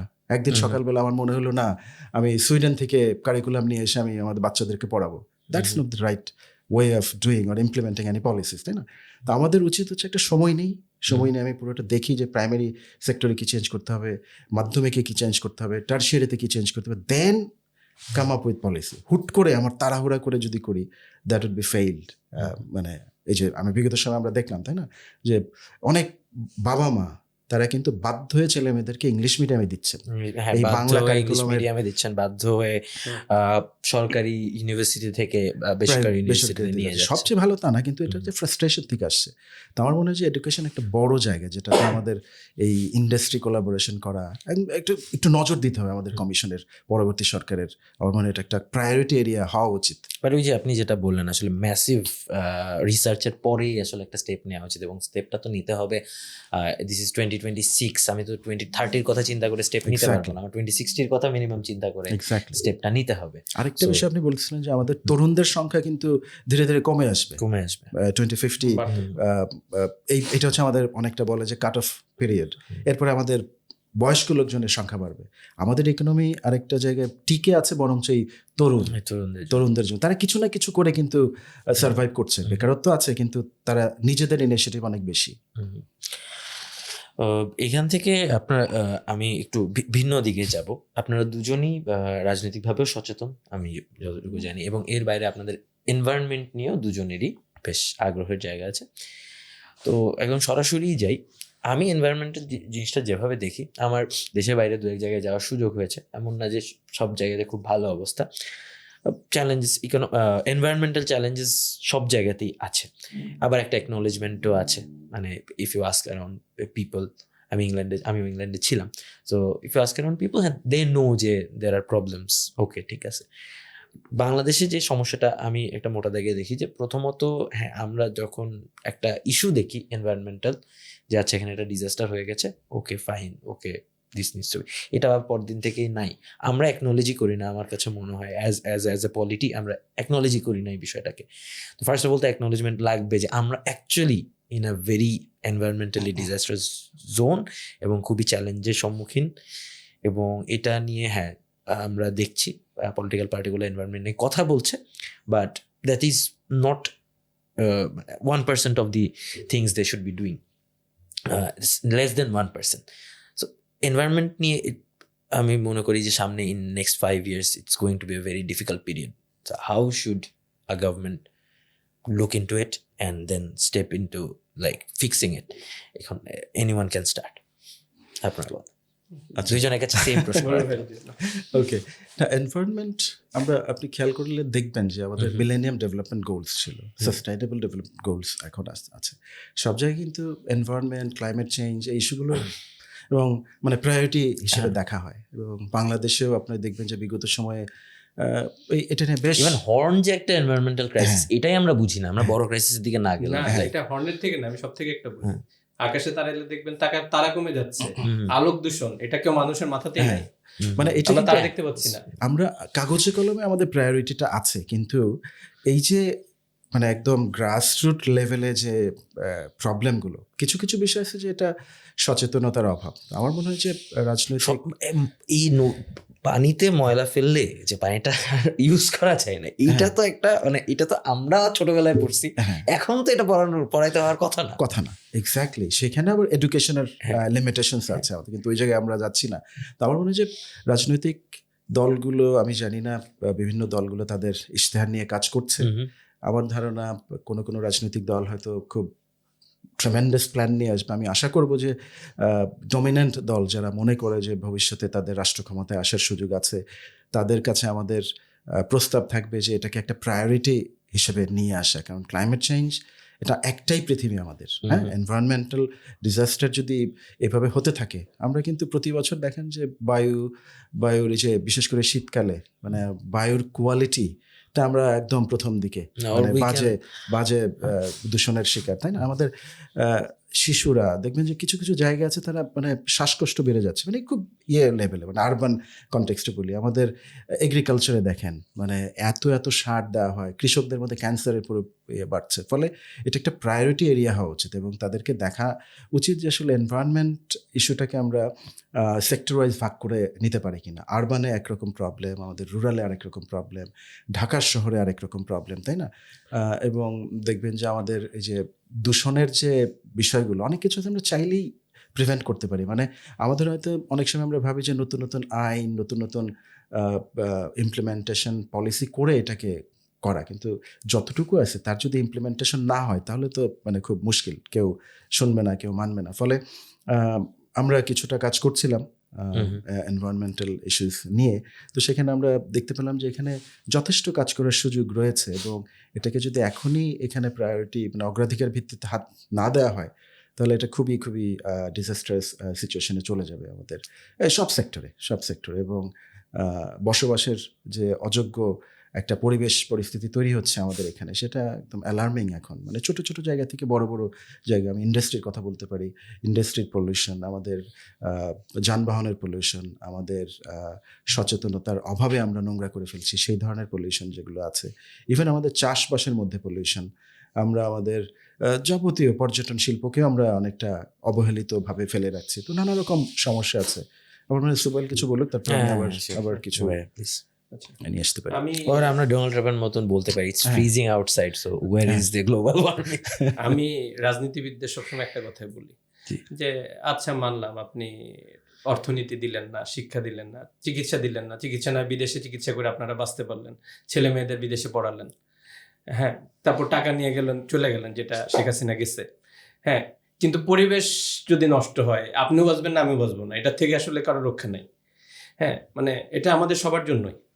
তো ছোট্ট একটা এক্সাম্পল দেয়, আমাদের হচ্ছে পরিবেশ খাতে বাজেট থাকে হচ্ছে 1%-এরও নিচে, এবং সেই বাজেটের হচ্ছে 60 or 70% যা হইতেছে শুধুমাত্র বেতন খাতে। তাহলে ওটাতে আমরা আসলে কাজ করবো কি? তারপর হচ্ছে এনভায়রনমেন্টাল লাইসেন্স প্রত্যেকটা ফ্যাক্টরির জন্য ম্যান্ডেটরি। কি করতেছে না করতেছে এটা আসলে কেউ দেখে না, যাবে কিছু লামসাম টাকা দিবে, সার্টিফিকেট হয়ে যাবে। আমরা কিন্তু আর কোনো কিছু দেখতেছি না। তো আমাদের বাংলাদেশের অ্যাকচুয়ালি যেটা সমস্যা সেটা হচ্ছে আমাদের মাইন্ডসেটের সমস্যা। এই বাংলাদেশি লোকজন, যখন আপনারা বিদেশ গেছেন, বিদেশে যে ময়লা ফেলতে গেলে খুঁজে কোথায় ডাস্টবিন আছেন সেখানে ফেলতে গেছেন, হ্যাঁ, সিগারেটের খোসা যেখানে সেখানে ফেলেন নাই, সে তাদের সেই লোকগুলা যখন বাংলাদেশে আসে যেখানে সেখানে ময়লা ফেলে যাচ্ছে। তো মানে মানে আমি হচ্ছে কিছুদিন আগে আমার ছেলেকে জাস্ট শিখাইছিলাম, আমার ছেলে ছোটবেলা থেকে, যে দেখো বাবা, তুমি যখন বাইরে ময়লা ফেলতেছো না, তুমি সবসময় রাখবো। ও কিন্তু সবসময় প্যাকেটটা হাতে নিয়ে আসছে গাড়িতে করে, নিয়ে এসে হচ্ছে বাসাতে এসে ফেলায়। এবং ইনফ্যাক্ট একদিন ওর মা ফেলতে গেছে, ও মাকে পুরো মারা শুরু করছে যে তুমি এই ময়লা ফেলতেছো কেন। তো এই মাইন্ডসেটটা হচ্ছে আমাদের ছোটবেলার থেকে নাই। সেকেন্ড জিনিস হচ্ছে যে এই এনভায়রনমেন্টটা যে সব কিছুতে ইম্প্যাক্ট ফেলে সেটা কিন্তু আমরা জানি না। প্রথম কথা, এনভায়রনমেন্টের জন্য আমাদের স্বাস্থ্য খাতে খরচ বাড়তেছে, এনভায়রনমেন্টের জন্য আমাদের জিডিপি কমতেছে অ্যাটলিস্ট 2-3%। তারপরে হচ্ছে এনভায়রনমেন্টের জন্য আমাদের মানে এফিসিয়েন্সি কমতেছে। বাংলাদেশ কিন্তু কর্মদক্ষতাতে ওয়ার্ল্ডের লোয়েস্ট। তারপরে হচ্ছে এই এনভায়রনমেন্টটা আমাদের প্রত্যেকটা জায়গায় হচ্ছে প্রবলেম ক্রিয়েট করতেছে। ইনফ্যাক্ট আমি নন স্মোকার, আমার গলার অবস্থা খুব খারাপ এই বায়ু দূষণের জন্যই। আমার বন্ধুরা বলে তুই সিগারেট না খেয়ে কি করছিস, আমার সাথে সিগারেট খেলেই পারতিস, তো হ্যাঁ তুই তো আমাদের মতোই থাকবি। তো এই হচ্ছে অবস্থা। তো এখানে কিন্তু এই যে ওদেরও মাইন্ডসেটের সমস্যা, ওরা ধরে নিচ্ছে বাতাস খারাপ, আমি সিগারেট খাই।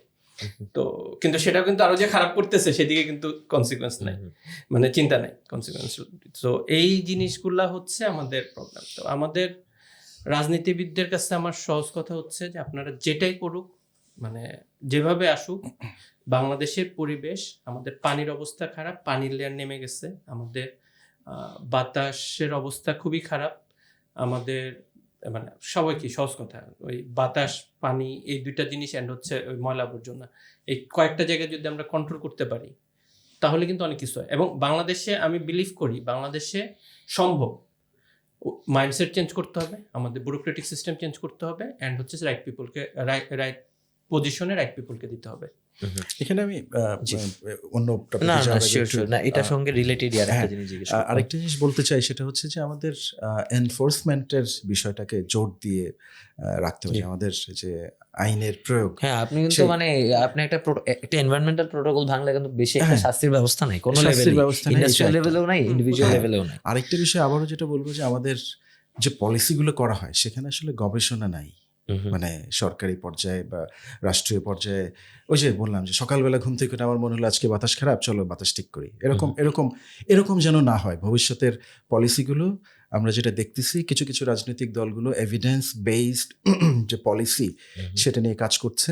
আমার ধারণা সেই কাজগুলো খুব গুরুত্বপূর্ণ কাজ হবে, যে আমি আসলে বুঝতে চাই যে প্রবলেমটা কোথায় হচ্ছে, কেন হচ্ছে, এবং এই কাজগুলো যারা করতে পারে রিলেভেন্ট এক্সপার্টদের ওপিনিয়ন নিয়ে আমার সেই পলিসিটা আমি সাজাতে চাই।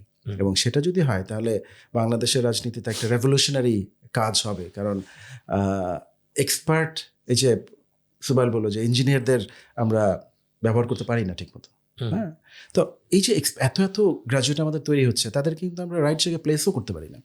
ফলে এক্সপার্ট আমাদের দেশে আছে, দেশের বাইরে যারা বাংলাদেশে আছে তাদেরকে এঙ্গেজ করা, যাতে করে আমাদের এই পলিসিতে একটা এভিডেন্স নিয়ে আসি আমরা, যাতে করে আমাদের এক ধরনের রুট কজ আইডেন্টিফাই করা এবং ইমপ্লিমেন্টেশনটা আমি সায়েন্টিফিক ওয়েতে করতে পারি, যাতে করে আমি ভিজিবল ইম্প্যাক্ট দেখতে পাই।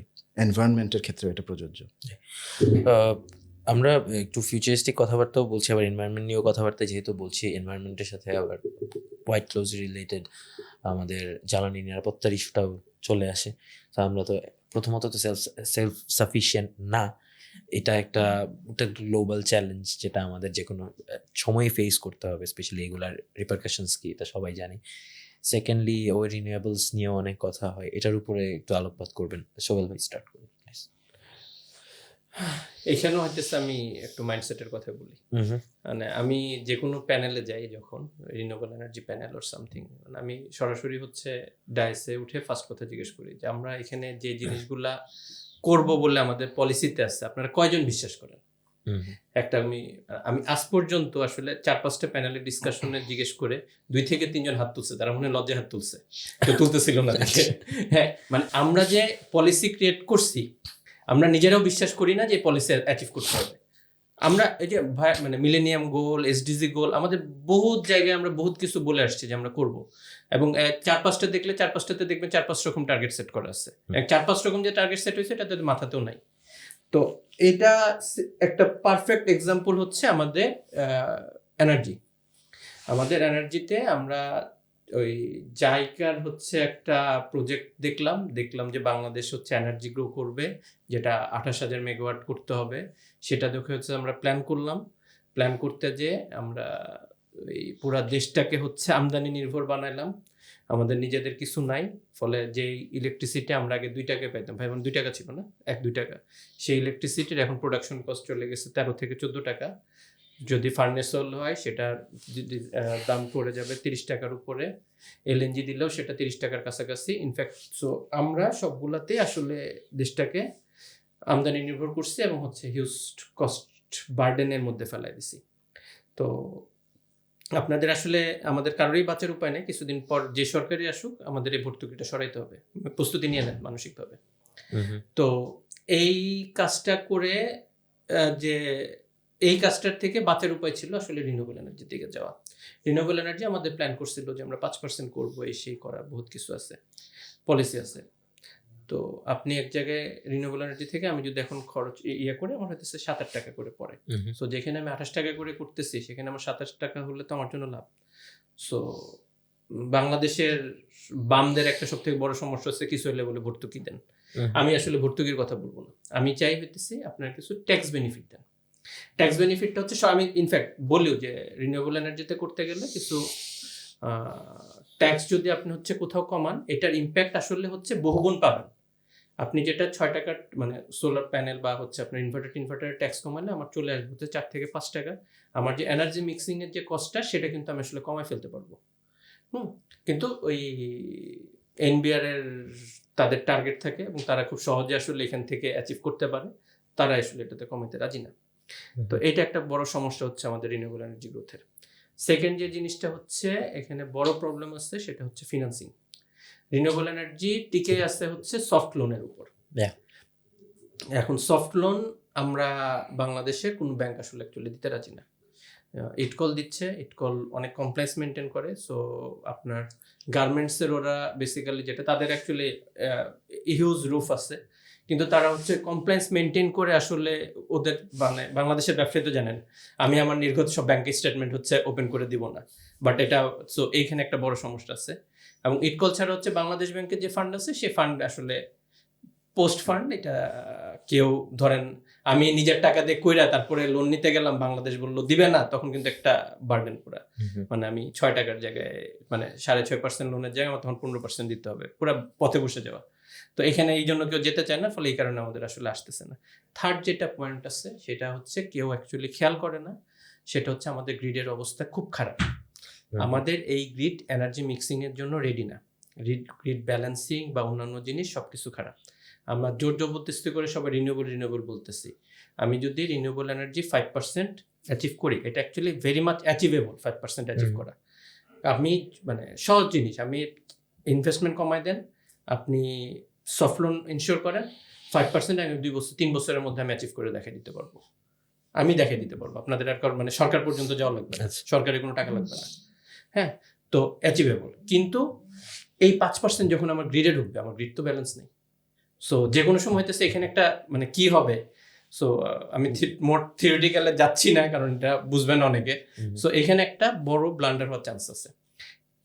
এই জিনিস যে আমাদের পিডিবি ওনারা জানে না কোশ্চেন নাই, তারা সবাই জানে, কিন্তু তারা হচ্ছে ধরেন ওই আপনারা কি ওই অ্যানিমেশনটা দেখছিলেন যে স্লথ হচ্ছে জোটোপিয়া, ওটা স্লথের মতন যে চলে, আমাদের সরকারি সিস্টেমটা স্লথের মতোই চলে। এ ওকে পাস দিচ্ছে, এ ওর সাথে কথা বলতেছে। কারণ এই কাজ করতে গেলে মানে অ্যাকচুয়ালি হচ্ছে আমি মানে ভাইয়ের সাথে কথা বলছি যে ভাই পলিসি নিয়ে কথা বলছে, আমি ভাই বলি যে ভাই পলিসি বাদ দেন, এখন আমরা ডাইরেক্ট অ্যাকশনে যাই। এই এত পলিসি করতে গেলে 5 বছর এই পলিসির ঘুরপাকে ঘুরতে থাকবো। তো তো তো এইটা হচ্ছে আমার কথা। আমার এখন ডাইরেক্ট অ্যাকশনে যাইতে হবে এবং সেটার জন্য ফার্স্ট করতে হলে কি করতে হবে, যায় আপনারা যদি রিনিউয়েবলে ফোকাস দেন, ঠিক মতন ফোকাস দেন, যে গ্রিডের কস্ট হচ্ছে এখন আমার 13-14 কোটি টাকা পার ইউনিট প্রোডাকশন কস্ট আসতেছে, সেটা অবভিয়াসলি 10-এর নিচে চলে আসবে। হুম। সো এটা আমাদেরই জন্য আসলে সরকারেরও বাঁচা, আমাদেরও বাঁচবো। ও স্যার, এইটা সুবাইল তো বললেন যে হ্যাঁ ভাই, মানে আমার একদম খুবই opportunity, হ্যাঁ, ডিসক্রাইব করেছেন খুবই আমাদের nicely, if opportunity you want to. আছে। আমি আরেকটা জায়গায় একটু আসতে চাই, যেটা হচ্ছে আমাদের অপচয় হয় কোথায়। যেমন হুম। ধরেন আমাদের শক্তির অপচয়, মানে ধরেন আমরা নিজেদের সক্ষমতা না হওয়ার কারণে আমরা আমাদের তেল গ্যাস, আমি একটু রিনিউয়েবলের বাইরে আসি, হুম হুম। যে আমরা উত্তোলন করতে পারি না। ফলে আমাদের অন্যদের উপরে নির্ভর করতে হয়, তাকিয়ে থাকতে হয়। পশ্চিমা দেশ, আমি যদি এই যে বলা হয় যে আমাদের কোস্টাল বেল্ট, বিশেষ করে মানে ব্লু ইকোনমির জায়গাতে প্রচুর মানে ধারণা করা হচ্ছে যে যেহেতু মায়ানমার পাচ্ছে, ইন্ডিয়া পাচ্ছে, আমরা কেন পাচ্ছি না। হ্যাঁ, মানে প্রচুর ট্রিলিয়ন মানে ঘনফিট যেরকম মানে আমাদের মজুদ আছে ধারণা করা হয়। তো এটা নিয়ে কোনো R&D হচ্ছে না, রিসার্চ হচ্ছে না। এবং গত কিছুদিন আগে দেখলাম যে কোনো আমাদের এখান থেকে টেন্ডার আহ্বান করা হলেও ইন্টারন্যাশনাল কেউ সাবমিট করে নাই। কেন করে নাই? মানে আমাদের ওই জায়গায় ইনিশিয়েটিভটা দেওয়া উচিত। ফলে ওই জায়গায় যদি আমাদের একটু সক্ষমতা তৈরি করতে পারি, আমাদের যে আবার এডুকেশন, আমাদের ইউনিভার্সিটিগুলোতে যে ম্যান পাওয়ার আমাদের দরকার, সেই জায়গাটাতে আমরা প্রায়োরিটি দিই না। ফলে ওই দক্ষ জনশক্তি যেটা আমরা তৈরি হয়, সে কিন্তু চলে যায় বাইরে। এবং আমাদের এখানে তাকে ধরে রাখা এবং তাকে দিয়ে যে এই কাজগুলো করানো, দেখবেন যে আমাদের যত প্রজেক্ট আছে সেই প্রজেক্টগুলোতে যদি এটা চাইনিজ ফান্ডেড হয় বা পিপিপি হয়, দেখবেন যে বেশিরভাগ বড় বড় জায়গায় তারা কাজ করে। আবার যদি পশ্চিমা হয়, মানে জাইকার প্রজেক্টগুলোতে দেখবেন যে ওদের লোকজন হায়ার লেভেলের স্যালারিগুলো তারা ক্লেম করতেছে। আমাদের এখানে আমাদের এই দক্ষ জনশক্তি কোথায়, তাই না? তো আমার মনে হয় যে সক্ষমতা তৈরি করতে পারলে, আমার যেমন এখন একটা মানুষের মধ্যে মিসকনসেপশন আছে বোধহয় রিনিউয়েবল এনার্জি এটা বোধহয় খুবই এক্সপেন্সিভ সাধারণ মানুষের মধ্যে, এটা হয়তো পারবো না। হ্যাঁ, এই জায়গাগুলোতে একটু আমরা কেন আর একটু ওপেন আপ করি না? যেমন আমি রোহিঙ্গা ক্যাম্পে গেলাম, দেখলাম যে ছোটো ছোটো সোলার প্যানেল দোকান, মুদি দোকানের মতো জায়গায় তারা বিক্রি করতেছে, এবং এগুলো আমাদের দেশে তৈরি না, হয়তো চিপ কোথাও থেকে নিয়ে আসে, হয়তো চায়না বা মেড ইন আদার কান্ট্রিজ, তাই না? তারা ঘরের মধ্যে লাগায় তারা সুন্দর মতো চলতেছে। এই যে ছোটো ছোটো বিষয়গুলো, গ্রামে গেলে দেখবেন যে এটা এক্সপেন্সিভ। সোলার প্যানেলগুলো এখনও ওই, আমি ছোটোবেলায় দেখতাম যে সাদা কালো টিভি চলতো, তারপরে আসলে না, এখন আমি ফ্রিজও চালাতে পারবো। এখন সক্ষমতা আর একটু বাড়ছে। তো এইটাও তো আমাদের দেশের একটা বড় জায়গা, ছড়ায় ছিটে যাওয়ার কথা। ঢাকা শহরে দেখেন প্রত্যেকটা বাড়িতে বোধহয় রাজুকের নিয়ম আছে যে you have to have solar panel, তাই না? এরকম একটা নিয়ম আছে না? আমাদের বাসায় আছে। আমি জানিও না এই প্যানেল দিয়ে আসলে চলে কি চলে না। মানে এটা কেবলমাত্র রাষ্ট্রের একটা রিকোয়ারমেন্ট, যে বিল্ডিং বানাইছো, so you have to install it. Data বললে হচ্ছে এটা 95%-এর উপরে নষ্ট। যতগুলো অথচ এটা দিয়ে কিন্তু আমি আমার জেনারেল কমন এরিয়ার, আমি ছোট্ট উদাহরণ দিচ্ছি, কমন এরিয়ার ইলেকট্রিসিটি কনজাম্পশন কিন্তু আমি ব্যবহার করতে পারি, মানে মেটাতে পারি। কিন্তু আমি সেটাও আমি কনসিয়াসলি ইউজ করতেছি না। এই যে দেখেন, এখানেও অ্যাওয়ারনেসের অভাব। ঢাকা শহরে এখন নতুন বিল্ডিংয়ের প্রত্যেকটা বাড়িতে এটা আছে, তাহলে কেন ব্যবহার করছে না? আমি তো ইনভেস্টমেন্ট করছি, প্রাইভেট সেক্টর থেকে বলতেছি, এটা ছোট আকারে। রাষ্ট্রের এই যে মানে সম্পদের অপচয় ওইভাবে হচ্ছে, যে ব্যুরোক্রেটিক প্রসেস। আবার আমরা এটাও জানি না যে আসলে কোনটা বাস্তবসম্মত কাজ।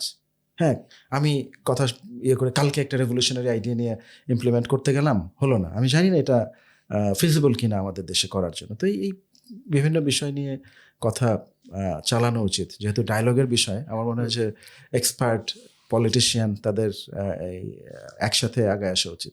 আমি শুধু একটা জিনিস অ্যাড করি, আমাদের সরকার এমনভাবে হচ্ছে ইনভেস্ট, মানে ওই বিদেশির উপরে ডিপেন্ডেন্ট করছে।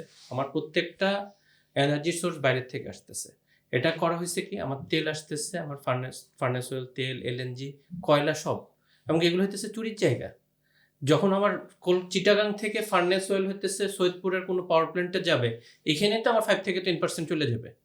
বলবে হইতেছে রাস্তায় হারাই গেছে, বাষ্পীভূত হয়ে গেছে একটা বলে করাপশনের সুযোগ। হ্যাঁ, মানে আমরা নিজেরা হচ্ছে এমনভাবে ক্রিয়েট করছি যে শুধু দেশটাকে ক্ষতি করা না, আমরা করাপশনের জায়গাগুলো ক্রিয়েট করে দিয়ে গেছি, যাতে হচ্ছে আমার সন্তানেরা বড় সড়ো হইতে পারে। মানে ইনফ্যাক্ট তারা সড়ো, মানে এই জায়গাটা হচ্ছে মানে আমরা নিজেদেরই ক্ষতি করে রাখছি। এবং এই জায়গাটা আমি জানি না আসলে হচ্ছে, সত্যি কথা বলি, আমার কাছে অনেকে জিজ্ঞেস করে যে নেক্সট গভর্নমেন্টের অ্যাকচুয়ালি এনার্জি অ্যান্ড মিনিস্ট্রিটা কে দেখবে। এটাতে আসলে আমরা যদি কাজ করি, আমাদের হিউজ কাজ করার ব্যাপার আছে। যদি পলক মানে ইয়ের মতো নয়, বিপুর মতো নয়, সেও আসলে অনেক কাজ করছে, তো সেরকম না হলে হবে। সেই আলাপে আর দীর্ঘায়িত না করলো, সে কে কিরকম কাজ করেছে। আমি আপনার কথা প্রসঙ্গে একটা বিষয় আপনি উল্লেখ করেছেন, যদিও রেলিভেন্সটা ভিন্ন দিকে ছিল, আমি এটাকে একটু ভিন্ন দিকে নিয়ে যাই। ভবিষ্যৎ সরকার নিয়ে যেহেতু অনেক কথা হচ্ছে, ভবিষ্যৎ সরকারের ফরেন পলিসি লেভেলে আই থিঙ্ক একটা বড় ইস্যু হবে, চ্যালেঞ্জ না, একটা বড় ইস্যু হবে Rohingya issue, Rohingya প্রত্যাবাসন।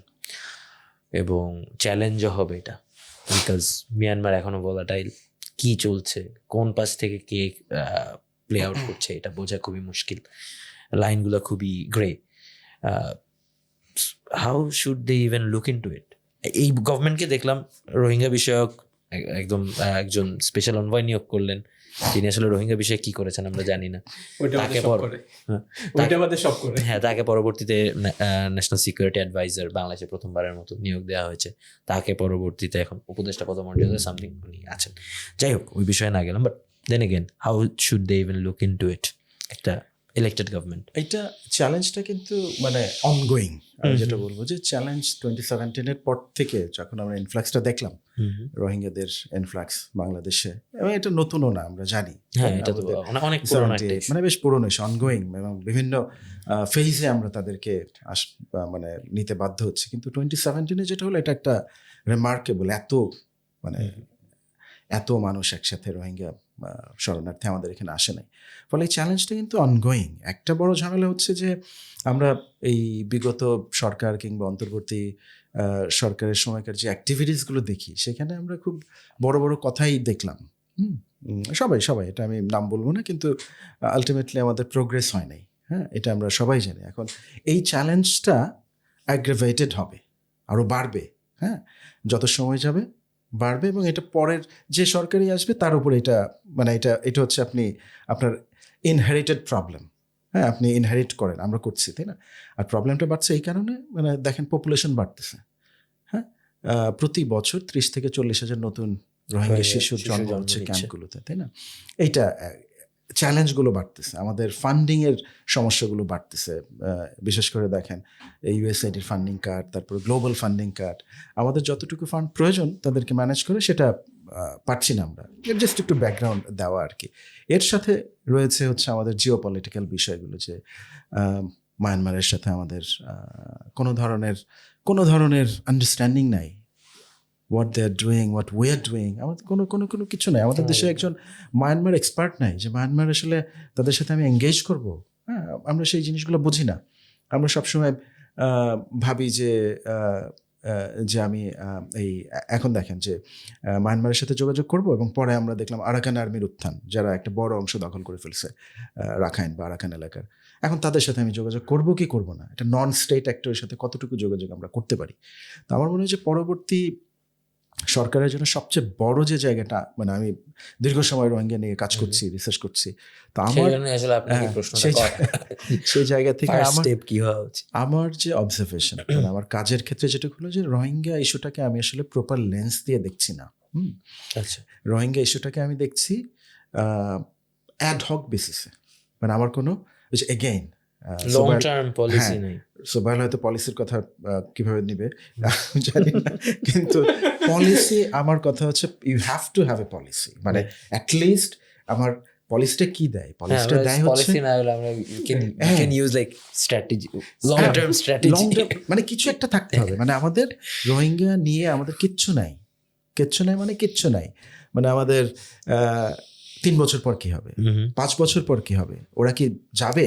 Population projection নাই, ওরা কি এখানে থাকছে? হঠাৎ করে একজনের মনে হলো যে না, আমরা কিছু স্কিল বেস ট্রেনিং দিই। আচ্ছা, এই ট্রেনিং এর আউটকাম কি হবে, ইম্প্যাক্ট কি হবে, ওরা কোথায় এগুলা মানে ইমপ্লিমেন্ট করবে? ওরা ক্যাম্পের বাইরে যেতে পারে না অফিসিয়ালি, ওরা কেউ যায় যদিও। তো এই জিনিসগুলো একটু ডিফাইন করা উচিত। এগুলো যদি আমরা ডিফাইন করতে না পারি, আমি প্রজেক্ট করতে পারবো না, আমার সলিউশন কী হবে, আমার কোনো অ্যাপ্রোচ থাকবে না। এখন এটা দেখছে ডিজাস্টার ম্যানেজমেন্ট, যে মিনিস্ট্রি অফ ডিজাস্টার ম্যানেজমেন্ট তারা দেখে, তো তারা তো দেখবে ডিজাস্টারের জায়গা থেকে।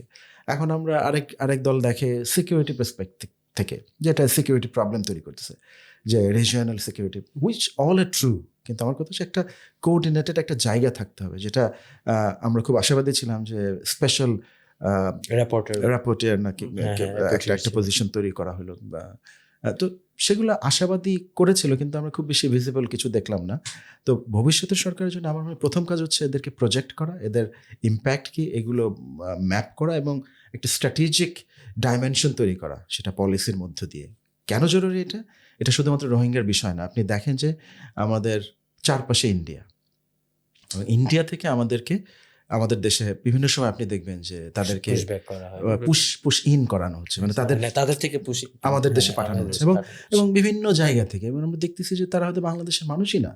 আপনি আসাম, ত্রিপুরার এদিকে দেখেন যে মাঝে মধ্যে আমরা থ্রেটেন ফিল করি যে তারা ওইখান থেকে হয়তো একটা সময় এরকম যদি পুশ ইন হয়, আমার যদি পলিসি না থাকে, আমি কিভাবে দেখবো তাদেরকে এই প্রবলেমটাকে।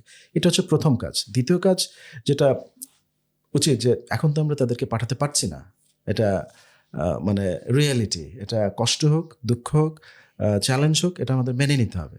ফলে তাদেরকে ম্যানেজমেন্টের দায়িত্বের জন্য যে ফান্ডিং, সেই ইস্যুটাকে সরকারকে প্রায়োরিটি বেসিসে নিতে হবে, যে তা নাহলে এটা হিউজ বার্ডেন, ইকোনমিক বার্ডেন আমাদের জন্য। তো ওই কাজটা করতে হবে।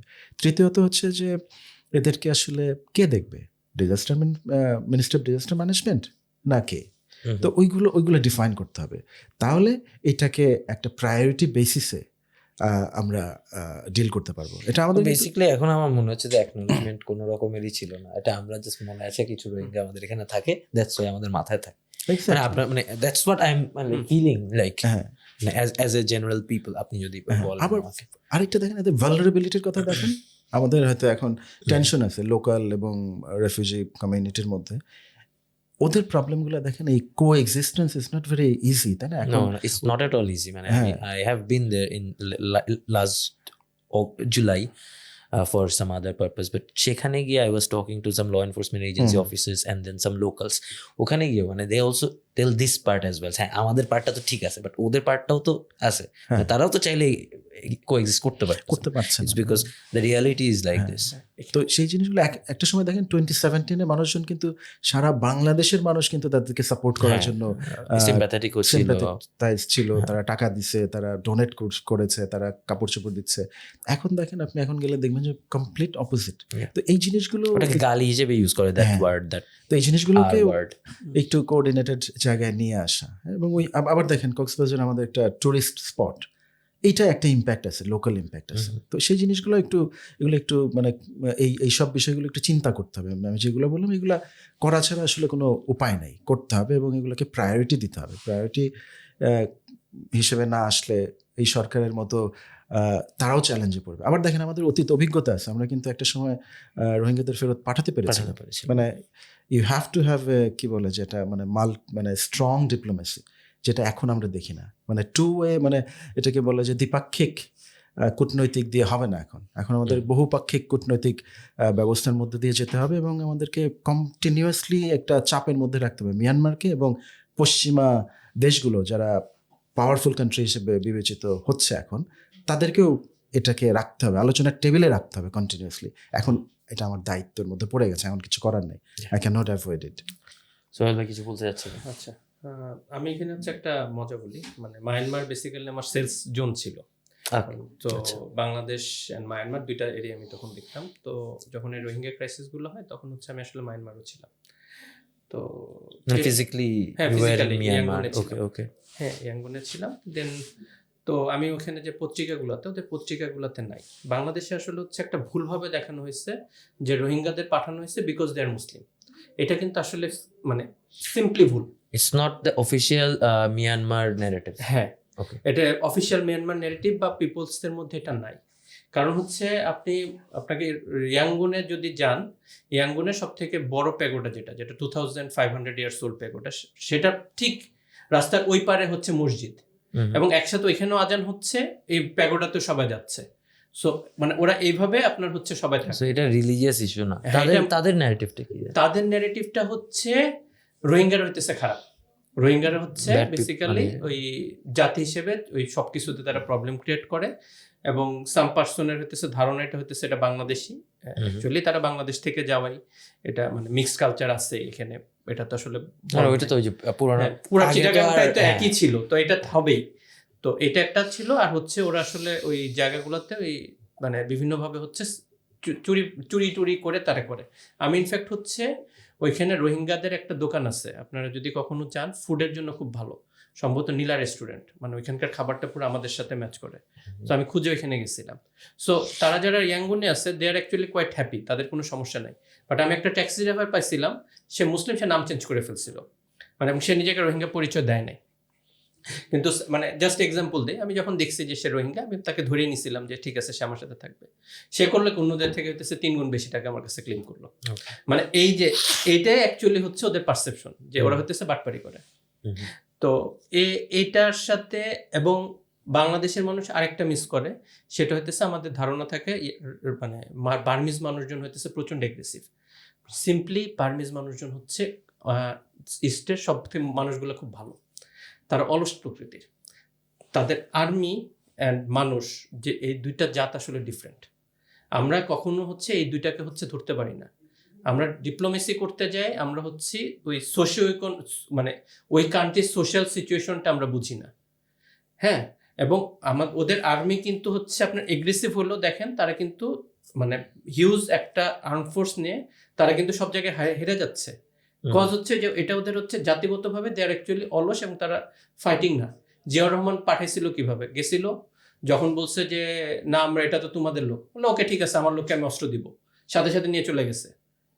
এই গাছটা তখন কিন্তু আমাদের ছিল, এখন কিন্তু আমরা সেটা বলতে পারতেছি না। জিয়াউর রহমান সাকসেসফুলি পারছে, খালেদা জিয়া পারছে, তারপরে কিন্তু আমরা পারি না আমাদের এই যেটা ছিল। তো এই জায়গাটা হচ্ছে আমরা আসলে ওই কান্ট্রির সিচুয়েশনটা আমরা চিন্তা করি না।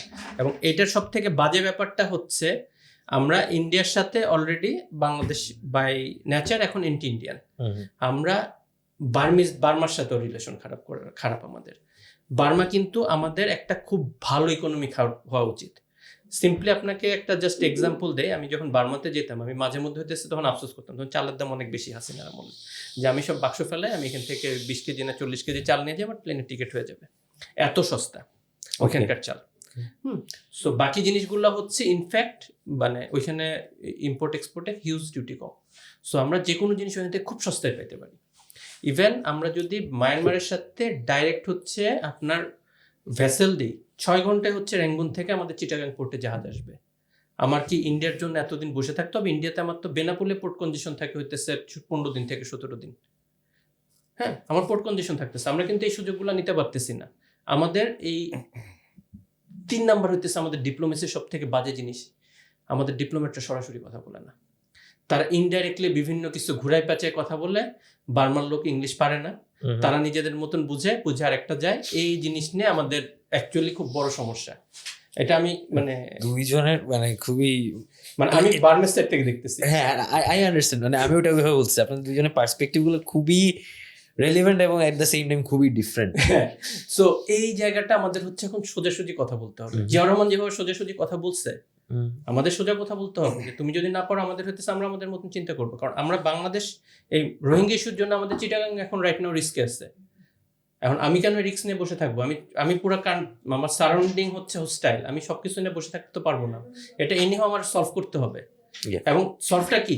তুমি আমার সাথে এই সাপোর্ট দাও, আমি তোমার সাথে বিজনেস করতেছি, তোমাকে আমি এত $1 billion বিজনেস দিতে পারি, take it and give it, মানে টেক ইট এন্ড বেসিক্যালি এখন চ্যালেঞ্জ দুই অপশন আমরা নিচ্ছি না। চ্যালেঞ্জটা হচ্ছে এটা ঠিক আছে হয়তো, কিন্তু চ্যালেঞ্জটা হচ্ছে যে এখন আমি মায়ানমারের সাথে ডায়ালগে যে এখন রাইট না, মানে আমি আসলে কোন পার্টির সাথে ডায়ালগ করব, কিন্তু জানতা এনইউজে ওর যারা লোকালি হু আর লাইক কিন্তু ইয়া ফোর্স যেগুলো আরাকান আর্মির সাথে একটা যোগাযোগ থাকা উচিত অবশ্যই। হ্যাঁ, যেটা আমাদের সরকারের পক্ষ থেকে বলা হয়েছে বিভিন্ন সময় যে না তারা তাদের কমিউনিকেশন রাখছে। তো কমিউনিকেশন রাখার ফলে কি ইম্প্যাক্ট আসছে আমরা জানি না, কিন্তু যেটা সোহেল যেটা বললো এখানে গুরুত্বপূর্ণ একটা ফ্যাক্টর হলো যে বিজনেস, মানে মায়ানমারের সাথে কিন্তু আমাদের বিজনেসের বিষয়টা অনেক আগে, যে বার্মিজ মার্কেট, তারপর এখান থেকে ওই এটা বর্ডার চেইনটা তো মানে সবসময় ছিল, হিস্টোরিক্যালি ছিল। এবং এটা যদি আমরা আরাকান আর্মি কিংবা মিয়ানমার সরকারকে বোঝাতে সক্ষম হই যে এই বিজনেসটাকে, বর্ডার ট্রেডটাকে আমরা ইনক্রিজ করব, এতে করে তোমাদেরও লাভ হবে। কারণ বিশেষ করে আরাকান আর্মির এখন পুরো জায়গাটা একটা ক্লোজড একটা জায়গার মধ্যে ওরা আছে। ওদের মানে রসদ, জিনিসপত্র, খাবার দাবার আনার জায়গা ওই খুবই সীমিত মেইনল্যান্ড বিষয়, মায়ানমার mainland থেকে আনতে থেকে। হয়। যে পোর্টগুলো আছে, পোর্টগুলো এখন মিয়ানমারের দখলে আছে। ফলে এই জায়গাটা আমি জানি না এই জায়গায় হচ্ছে কিনা এরকম, যে বাংলাদেশের সাথে যদি ট্রেড ফ্যাসিলিটিস করা হয়, তো এই ডায়ালগুলো থাকতে হবে, যে নেগোসিয়েশন থাকতে হবে। এখন হুট করে আমি তাদেরকে, এখন যে অবস্থা, তাদেরকে পুশব্যাক করতে পারবো না। এটা ইন্টারন্যাশনাল কমিউনিটি আমাদেরকে চাপে রাখবে। ফলে যেটা করতে হবে, আমাদের কিছু একটা ইনসেন্টিভ তাদের দিতে হবে। তারা কেন নিবে? অফকোর্স মানে আরাকান আর্মি দেখলো যেটা তো গেছে ভালো, তো জায়গাটা ফাঁকা, তো আমি কেন এদেরকে নিব? তার মানে বাংলাদেশকে বোঝাইতে হবে তাদেরকে যে দেখো, তুমি যদি এদেরকে নাও, এই ইনসেন্টিভ এখন খোলা আছে তোমার জন্য, দ্যাট উই ক্যান প্রোভাইড। তো এই ধরনের কিছু একটা নিয়ে আসতে হবে, ট্রেড একটা জায়গা। ইন্টারেস্টিং। আমরা আসলে শেষ দিকে চলে এসেছি, দুটো প্রশ্ন করে শেষ করব। প্রথম প্রশ্ন একই, এই মুহূর্তে যদি if you can call someone, যাকে আপনি মনে করেন যে 12 ফেব্রুয়ারির পরে সরকার গঠন করবে, what advice would you give? মানে obviously like to any political party, আচ্ছা, যাকে আপনি পারসিভ করছেন, নাম বলতে হবে না, বাট দেন না। এগেন আমার what would be your one suggestion? One suggestion is right now যে আমরা খুব ক্রিটিক্যাল সিচুয়েশনে আছি এলডিসি গ্র্যাজুয়েশন নিয়ে। এটা তো ইয়ে দিয়েছে না, এলডিসি, এটা 24 এক্সটেন্ড নভেম্বর। করার জন্য হলো আমি Application? যতটুকু পর্যন্ত হচ্ছে কথা শুনছি, actually international donor agencies still রাজি না। এক্সটেন্ড করতে। হ্যাঁ, এক্সটেন্ড করতে রাজি না। কারণ হচ্ছে বাংলাদেশ যদি আসলে এলডিসি গ্র্যাজুয়েশন থেকে বের হয়ে যায়, ওদের জন্য বেনিফিট। ওদের হচ্ছে হ্যাঁ, ইন্টারেস্টেড বাড়ছে, ওদের সাবসিডি দিতে হবে না, অনেক কিছু তারা হচ্ছে একটা অ্যাডভান্টেজ পাচ্ছে। এবং বলছিলাম তো সিচুয়েশন হচ্ছে মানে আমি যতটুকু মানে আমি আনকোটে বলি, আমি এরকম খুব বিগ শট একজনের সাথে কথা বলছিলাম, কোট করে নাম বলি না, তারা হচ্ছে আপনার সরাসরি বলছে যে আমি যদি বাংলাদেশকে 3 বছর পরে দেই, সময় এক্সটেন্ড করি, হ্যাঁ 3 বছর পর তো তোমরা একই থাকবা। আমি আসলে এটার অ্যান্সার পাইনি। মানে ও এগ্রি করছে যে আমরা সব মানে ম্যানিপুলেটেড ডাটা দিয়ে এই সিচুয়েশন আসছি, কিন্তু তোমরা তো হচ্ছে চেঞ্জ হবে না। তো আমাদের আসলে এই জায়গাটা যেহেতু হচ্ছে অ্যাড্রেস করতে হবে, যে আমরা যে চেঞ্জ হতে চাই সেটা যদি আমরা ওদেরকে দেখাতে পারি, দেন হচ্ছে আসলে ওরা কিছু হলো ইনফ্যাক্ট 1 বছর টাইম আসলে অনেক। সো আমাদের কিছু হলো দিবে, কারণ আমরা এটা হ্যাঁ এলডিসি গ্র্যাজুয়েট হলে আমাদের হচ্ছে গার্মেন্টস এখন ইম্প্যাক্ট হবে না, কারণ 3 বছরে তাদের একটা লাইফ আছে। আসল সমস্যাটা কেউ ধরতেছে না, সেটা হচ্ছে ফার্মাসিউটিক্যালস লাইন। আমাদের প্রত্যেকটা 2 টাকার ওষুধের দাম চলে আসবে 12 টাকা। আমাদের মানুষদের তো বাঁচাতে হবে। তো এই জায়গাটাতে আমার হচ্ছে এখন ক্লিয়ার মেসেজ, এনি হাউ আমাদের যে গভর্নমেন্ট আসুক, ইন্টারন্যাশনাল নেগোসিয়েশন করে যা করে হোক, আমাদের এলডিসি গ্র্যাজুয়েশনের একটা হচ্ছে লাইফলাইন নিতে হবে। অ্যান্ড কনসিকুয়েন্স যেটা, আমরা বাংলাদেশ বেসিক্যালি একটা বারুদের উপর আছি, সেটা এনভায়রনমেন্ট, যেটা হচ্ছে আনএমপ্লয়মেন্ট, তারপরে আপনার ইকোনমিক্স তো অলরেডি বললাম, অ্যান্ড অ্যাকচুয়ালি হাসিনা সবই নষ্ট করে গেছে। সো এই সব কিছুর জন্য হচ্ছে আমাদের আসলে কুইক অ্যাকশন প্ল্যানে যেতে হবে। আমি ভাই ওই পলিসি না, আমি হচ্ছে ডাইরেক্ট অ্যাকশনের পক্ষপাতী। Action direct action, I mean focused action plan. আমার এটা করে আমার হচ্ছে আগামী 1 বছরের মধ্যে অ্যাটলিস্ট ভিজিবল চেঞ্জ যদি না আসে, যে গভর্নমেন্টে আসুক সে সেকেন্ড ইয়ার থেকে হচ্ছে আপনার ওই মানুষের যে ইমপেশেন্সনেস সেটা কিন্তু দেখা শুরু হবে। সো এবং এখন মানুষ বুঝে গেছে এখন আন্দোলন কিভাবে করতে হয়। সো এই জিনিসটা সিম্পলি আপনাকে জাস্ট একটা এক্সাম্পল দেয়, মার্চ মাসে হচ্ছে ইউনুসের জন্য 5 বছর ছিল, আরেক মার্চ পর্যন্ত কিন্তু সে টিকতে পারলো না। এটা হচ্ছে মানুষের ইমপেশেন্স। সো এটা তার ফেস করতে হবে। Thank you very much. Sir আপনার কাছে সেম প্রশ্ন, আচ্ছা, one advice if you could give to the party you perceive. একটা অ্যাডভাইস দেওয়া তো খুব মুশকিল, কিন্তু প্রবলেম মোস্ট ইম্পর্টেন্ট হ্যাঁ না আমি একটু অন্যভাবে বলি, মানে অন্যভাবে বলি, সেটা হচ্ছে সরকারের সাথে আমাদের একটা ভরসার জায়গাটা নষ্ট হয়ে গেছে গত 13 বছর, এখন 1.5 বছর, মানে ওইটা নাই। তো আমার মনে হয় যে পরবর্তী সরকারের প্রথম কাজ হওয়া উচিত জনগণের সাথে তার ভরসার জায়গা ঠিক করা। এটা খুব ভেগ মনে হচ্ছে, কিন্তু ভরসার জায়গাটা কেন, মানে কোন জায়গাটা এটা করতে হবে, যে রাজনৈতিক যে যে সরকার আসবে, আমি ধরে নিলাম XYZ একজন আসলো, তার তার নেতৃত্ব কেমন হবে, তার নেতৃত্বর জায়গা দিয়ে তাকে বোঝাতে হবে জনগণকে যে আমি আছি, I am there for you, guardianship. Guardian, এবং আমাকে ভরসা করো, আমি I will solve your problem one by one. হ্যাঁ, তো সেইটা হচ্ছে একটা, এটা করতে গেলে দুইটা জিনিস আমি বলবো এর সাথে, সেটা হচ্ছে এই ভরসার জায়গা তৈরি করা একটা প্রধান জায়গা হচ্ছে, দেখবেন যে সাধারণ মানুষের সাথে যে বিচ্ছিন্নতা সেটা কমায় আনা, এবং এটা কমানোর ওয়ে হচ্ছে যে দেখেন সাধারণ মানুষের প্রবলেমটা কোথায়, তার বাজার, জিনিসপত্রের দাম, এইটা। দ্বিতীয় প্রবলেমটা হচ্ছে আমি রাস্তায় বেরোতে পারি না ভয়ে, কে আমাকে আজকে ধাক্কা মেরে ফেলবে, একটা মব তৈরি হচ্ছে, যে মবকে বিভিন্ন সময় রাষ্ট্রীয় মদদে চালানো হচ্ছে। তো আমার মনে হয় যে আইন শৃঙ্খলা, মানে আমার কথা হচ্ছে ভরসা তৈরি করার জায়গা দুটো, একটা হচ্ছে বাজার ব্যবস্থা নিয়ন্ত্রণ করেন, সাধারণ মানুষকে তার তার ক্রয় সীমার মধ্যে জিনিসপত্রকে রাখার ব্যবস্থা করেন। দ্বিতীয়টা হচ্ছে তার নিরাপত্তা নিশ্চিত করেন, রাস্তাঘাটে আমি আমার মেয়েকে নিয়ে, আমার ছেলেকে নিয়ে আমি যেন স্বাধীনভাবে হাঁটতে পারি। সেই নেতৃত্বের গুণাবলী আমি আপনার মধ্যে দেখতে চাই। Very good, very precise. So একটা প্রশ্ন আমি আসলে এপিসোড 1 থেকে আজকে পর্যন্ত সব কেসকেই করেছি, একদম লাস্ট কোয়েশ্চেন হিসেবে এটা করি। আমাদের জন্য কাউন্টার ন্যারেটিভ বা দি বাংলাদেশ ডায়ালগ, আমাদের জন্য কিছু বলে যাবেন প্লিজ। নামটা হচ্ছে কাউন্টার ন্যারেটিভ। মানে আমাদের যে প্রচলিত ন্যারেটিভ আমরা যেটা দেখে আসছি গত 1.5 দশক এবং এখন, আপনাদের কাজ হবে সেই ন্যারেটিভ ভাঙা। আপনারা যেন সেই ন্যারেটিভটা ভাঙতে পারেন এবং একটা ইতিবাচক সমৃদ্ধ বাংলাদেশের ন্যারেটিভ তৈরি করতে পারেন তরুণদের মধ্যে। এখানে দেখতে পাচ্ছি তরুণ সব, সেই তরুণদের মধ্যে সেই বিশ্বাস জাগানো যে না, you can do it, you can rebuild your country, এই ধ্বংস হয়ে যায় না এইসব। তো সেই জায়গাটা আপনারা কাজ করবেন আরও শক্তিশালীভাবে, এবং দেশকে প্রায়োরিটিতে রাখবেন প্রথম, দেশের স্বার্থ, দেশের উন্নয়ন। সেই জায়গাগুলোতে যখনই সমস্যা হবে, যে দলই হোক, আপনি আপনার ভয়েস রেইজ করবেন, আপনাদের প্ল্যাটফর্ম থেকে ক্রিটিক করবেন, সমালোচনা করবেন, যে সমালোচনা রাষ্ট্রপ্রধানকে লাইনে থাকতে সাহায্য করবে। থ্যাংক ইউ ভেরি মাচ, খুবই একটা ভালো আলোচনা। আমরা বাংলাদেশ ডায়ালগ থেকে আমাদের প্রচেষ্টা এইটা থাকবে যে বাংলাদেশ ডায়ালগের যাত্রা তো শুরু আসলে অভ্যুত্থান পরবর্তী সময়ে আমরা এই ইন্টারিম গভর্নমেন্টের উপরও যথেষ্ট ক্রিটিক্যাল ছিলাম, নেক্সট গভর্নমেন্টেরও এইটা নিয়ে ভাবার কোনো সুযোগ নাই। We will do from our part hopefully. Sohel ভাই, সেম কোয়েশ্চেন, আমাদের জন্য কিছু বলে যাওয়ার আগে। তো অ্যাকচুয়ালি যেটা হচ্ছে, মানে আমরা যে জিনিসটা পাই যে যতগুলা ডায়লগ হয়, ডায়লগগুলো মোরলেস হচ্ছে ওই ওয়ান সাইডেড হয়ে যায়। তো আমার যেটা থাকবে হচ্ছে, যেটা মানে আমাদের নেক্সট গভর্নমেন্টের জন্য আসলে টাইমটা অনেক ক্রিটিক্যাল।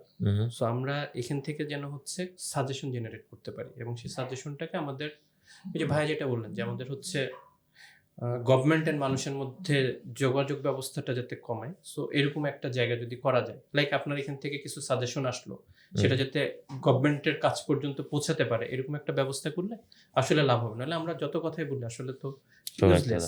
সো এই একটা মেকানিজম যদি করা পসিবল হয়, তাহলে হচ্ছে আমাদের মনে এটা, মানে ফিউচারের গভর্নমেন্টকে আমাদের, মানে ফিউচারে যে গভর্নমেন্টে আসুক, আমাদের আসলে তাকে সাপোর্ট দিতে হবে। ওই আপনার কথা থেকে যে কথা বলে লাভ নাই, বাট দেন এগেইন আমি একটা জিনিস বিশ্বাস করি, ধরেন গত রেজিমের সময় তো কম বেশি কথা আমরা বলেছি, কথা বলতে থাকতে হবে, আওয়াজ জারি রাখতে হবে, দ্যাটস হোয়াট আই বিলিভ। বলতে হবে, এটা তো বলতে হবে, বলতে একসময় চলে যায়। জাস্ট একটা কনটেক্সট দিলাম। আপনাদের দুজনকে অনেক ধন্যবাদ, আপনারা আসলে অনেক সময় দিয়েছেন, বেশ অনেকক্ষণ ধরে আসলে আলোচনা করছি, 1 ঘন্টারও বেশ খানিকটা বেশি সময় হয়েছে, বাট একটা খুব আমার কাছে মনে হচ্ছে বেশ ফ্রুটফুল একটা আলোচনা হয়েছে। আবারও ধন্যবাদ জানাচ্ছি। সুপ্রিয় দর্শক, আপনাদের ধন্যবাদ আমাদের সাথে থাকার জন্য। নতুন পর্ব নিয়ে শীঘ্রই ফিরবো, ততদিন আমাদের পাশে থাকুন। আল্লাহ হাফেজ।